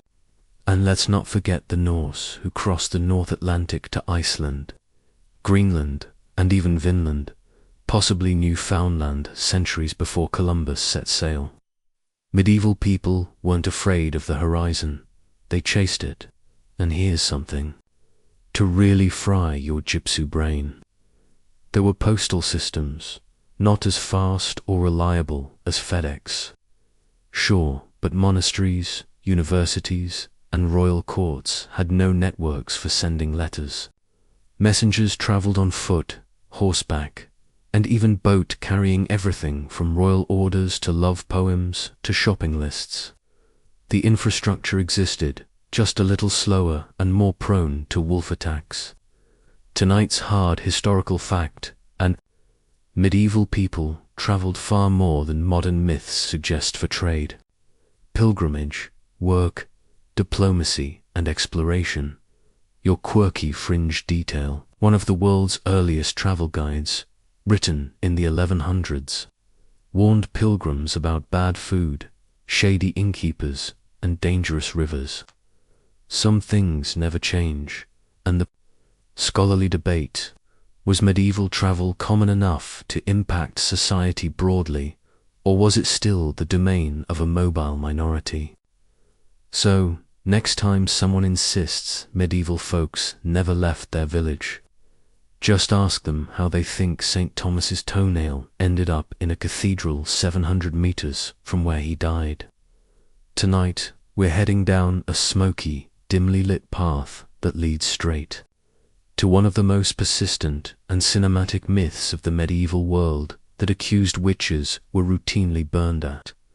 The stake by the church during the Middle Ages. You know the image. Village women tied to posts, angry mobs with torches, chanting priests, and a dramatic fire lighting up the night as a witch screams her last. But here's the reality check. That whole scene, not really medieval, at least not early or high medieval. The big fiery witch hunts, the kind most people picture, are actually a Renaissance and early modern phenomenon. The Middle Ages had some weird moments, sure, but the great witch-burning frenzy that came later. Let's clear this up first. Were there any witch trials in the Middle Ages? Yes, but they were rare, scattered, and usually focused on heretics. not witches in the spell-casting cauldron bubbling sense. The Church in the early medieval period actually denied the existence of witchcraft as a real supernatural threat. That's right, the Church didn't believe in witches, not the way you'd think. In 9006, a document called the Canon Episcopi declared that women who believed they flew through the night with Diana or other pagan goddesses were deluded, victims of satanic deception, but not guilty of actual supernatural crimes. It was seen as a sin of belief, not action. So, if you're accused of flying on a broomstick and say 1050, the Church's response would have been something along the lines of, "That's nonsense. Repent, go to confession, not tie her up, and get the firewood." Early medieval theology treated most witchcraft accusations as superstition, not proof of an evil conspiracy, and for the most part, civil authorities went along with that. There were exceptions, local panic, mob justice, fringe trials, but there was no systematic persecution, not yet. That changed in the later Middle Ages, and especially in the 15th century.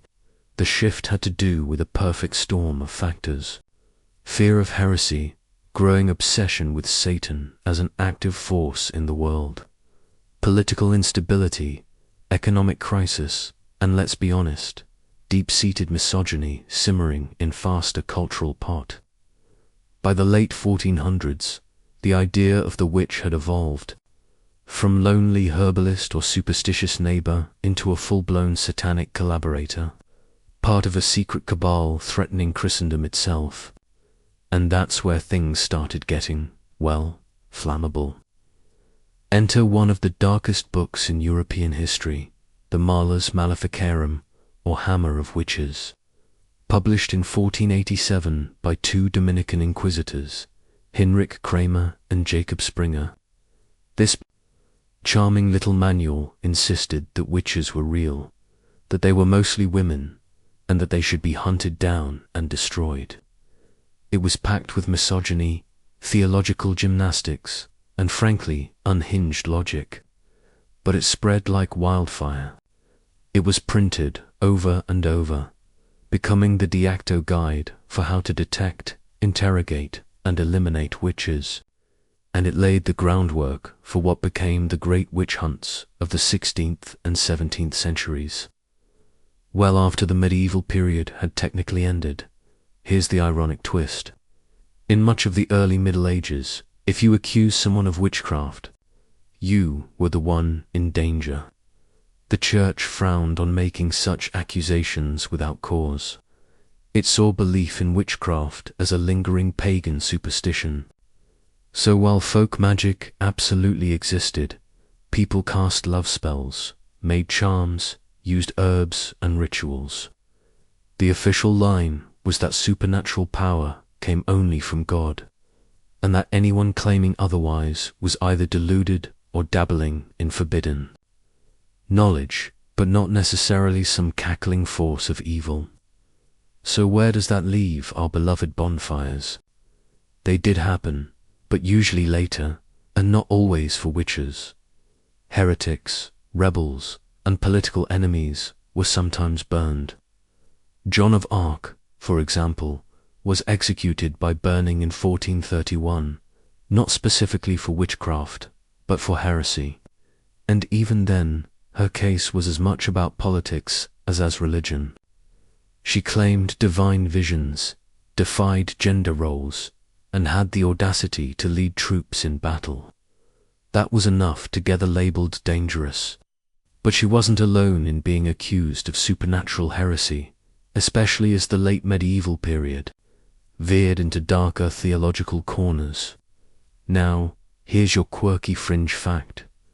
Not everyone feared witches.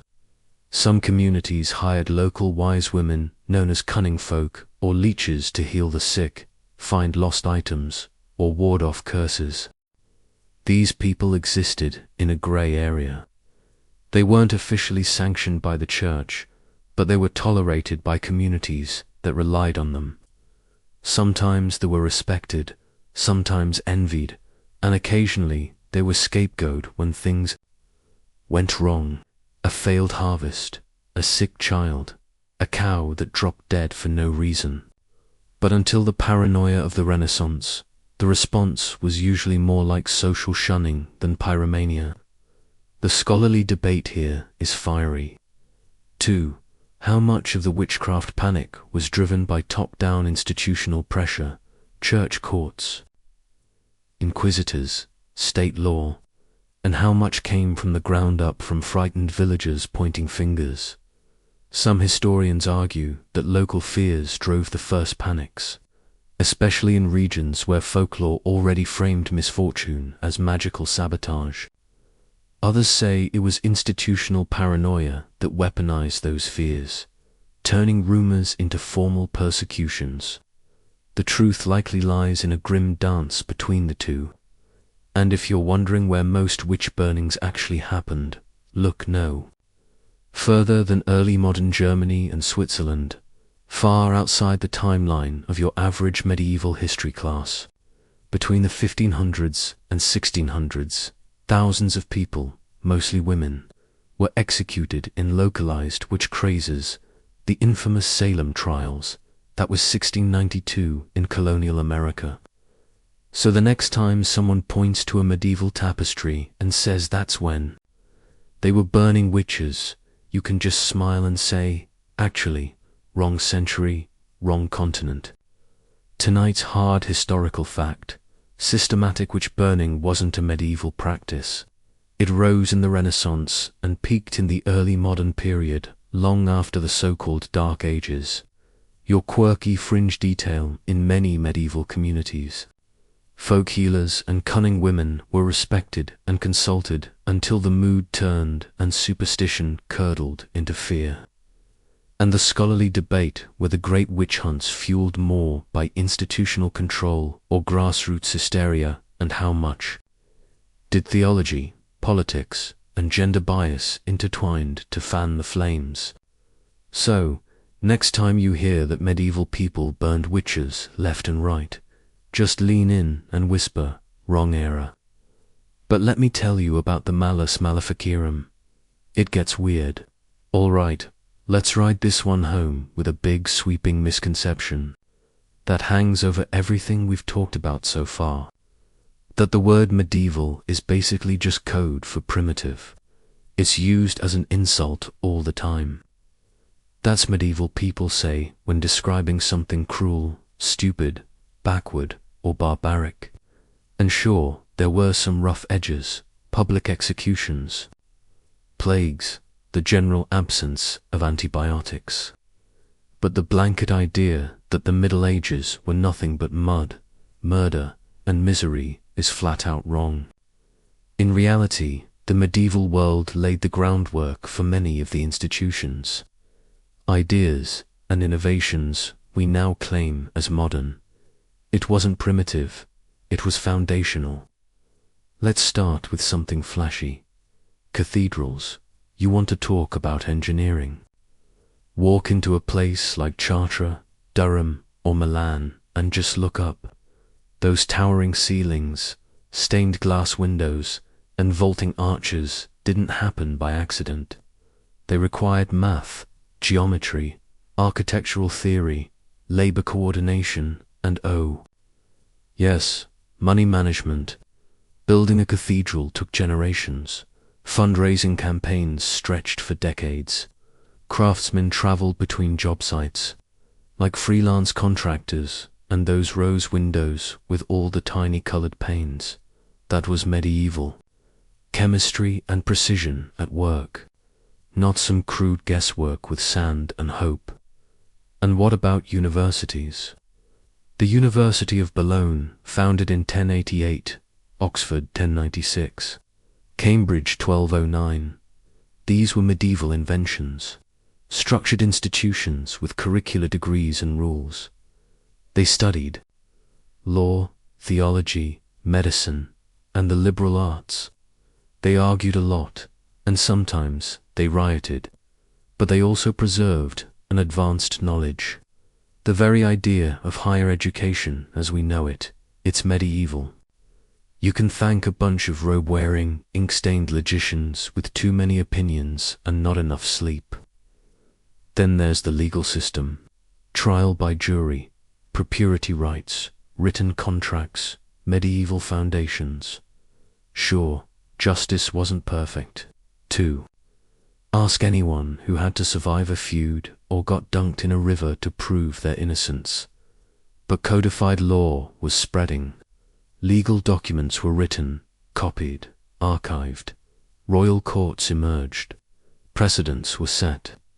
Towns developed charters and councils. It wasn't a it was a slow build toward the systems we still navigate today. And let's not forget literature and storytelling. The medieval world gave us Beowulf, the Divine Comedy, the Canterbury Tales, the Dameron, and the Song of Roland. Yes, the language might be dense, but the themes still hits. Love, death, honor, betrayal, fart jokes. Chaucer could have written for Netflix. And if you think medieval people didn't enjoy entertainment, just look at the traveling minstrels, court gestures, miracle, plays, tournaments, and festivals. Life was hard, but it was not all solemn chanting and gloom. It had color, song, and more than a few drunken saints' days. Here's your quirky fringe detail. In medieval Iceland, if you wanted to insult someone properly, you'd compose a nasty poem that publicly shamed them. These weren't just personal attacks. They could legally damage someone's honor and had to be answered. The right verse delivered at the right moment could spark a feud or ruin a reputation. Poetry had power, sometimes more than swords. And about those swords, weapon making in the Middle Ages was no joke. Damascus steel, pattern welding, advanced metallurgy. It wasn't just bashing metal with a hammer. It was skilled craftsmanship. Armor, too. By the 14th century, full-plate armor was a marvel of engineering. Protective, flexible, and often custom-fit. These weren't tin cans with eye holes. They were high-tech battle suits tailored for both survival and swagger. And don't even get us started on medicine. Was there some weird stuff? Sure, but there was also surgical technique, herbal medicine, battlefield triage and hospital systems run by monastic orders. The idea of caring for the sick as a moral duty that was rooted in medieval Christian practice. Hospitals weren't sterile by modern standards, but they were organized, staffed, and often shockingly clean for the time. In some cases, monks wrote detailed medical treatises based on ancient and Arabic sources. The stethoscope may have come later, but the patient charts already in motion. The scholarly debate here, it's about whether we should even use medieval as a purative anymore. Many historians argue that the term has been unfairly twisted by Enlightenment and Victorian thinkers who wanted to elevate their own age by bashing the past. In doing so, they flattened centuries of cultural complexity into a convenient insult. It's like calling an entire era dumb because it didn't have Netflix. If anything, we're the ones getting lazy with our labels. Let's also acknowledge how much medieval culture survives in subtle ways. The layout of European cities, the names of the days, the university gown, the legal language we still use, that weird affection for dragons in pop culture, that's pure medieval romance fiction still roaring through our collective imagination. And our obsession with chivalry, honor, quests, and even fantasy tropes, all soaked in medieval ink. Tonight's hard historical fact: the Middle Ages weren't primitive. They were dynamic, creative, and vital to the development of the modern world. Your quirky fringe detail. In medieval Iceland, an insult poem could legally damage your reputation and sometimes needed poetic rebuttal to restore it. Bars were being spit before it was cool. And the scholarly debate, should we stop using medieval as shorthand for barbaric, given how much the era actually accomplished? So the next time someone rolls their eyes and says that's so medieval, and feel free to gently remind them that without the Middle Ages, they wouldn't have universities, cathedrals, contracts, or even the word modern. And now, as the final embers of our torch-lit journey flicker out, and your brain, hopefully not charred by medieval trivia, settles into that warm hum of almost sleep, let's take one last slow lap around everything we've uncovered tonight. Because if there's one thing this sprawling trip through misunderstood history has shown us, it's that the past is rarely what we were told. The Middle Ages weren't a monolith of filth, fire, and foolishness. They were alive, complex, and honestly a little too relatable at times. We saw that peasants didn't live exclusively in slop and sorrow, that the streets weren't always filled with sewage and ignorance, and that food had spice, color, and far more flavor than grey oatmeal and mystery stew. We met knights who weren't always noble, castles that weren't drafty rock boxes, and women who weren't all locked in towers waiting to be rescued. They were nuns, traders, rulers, and revolutionaries. We burned the horned Viking helmet myth too. The ground without using a longboat, corrected a few tomato time-traveling errors, and even stood in on a trial where a pig needed legal defense. We read backward, art forward. We walked the Pilgrim's Road, and we politely told the Renaissance to sit down and stop pretending it invented thinking. The truth is, the Middle Ages weren't some dark pit we climbed out of. They were the foundations. Under our feet, messy foundations, sure, sometimes bloody, occasionally baffling, and always a little unpredictable. But they held more than superstition and soot. They held learning, light, legacy. They held laughter and law and people just trying to figure things out with whatever they had. Scrolls, plows, swords, or just a very firm belief that angels could dance on pins. And now that you know all this, what will you do with it? Maybe next time someone shrugs off the medieval world with a joke or an eye roll, you'll offer a quiet correction or a very loud one, depending on your caffeine levels. Maybe you'll look at a cathedral and think not just pretty, but impossible. Without math, maybe you'll remember that 1,000 years of human life doesn't deserve to be filed under oops. Or maybe, just maybe, you'll go to sleep tonight with a new kind of dream. One where a Viking with a clean beard and a hornless helmet walks into a bustling medieval inn, orders a plate of spicer, rubbed duck, and gets into a legal debate with a literate pig. Thank you for sticking with me through this long, winding journey. I hope you laughed, learned something new, and found a bit of wonder tucked in between the myths. Now dim whatever lights are still on. Let the fan hum like a lullaby and sink into sleep, knowing that the past isn't as wrong as it looks, is just waiting for someone like you to ask better questions.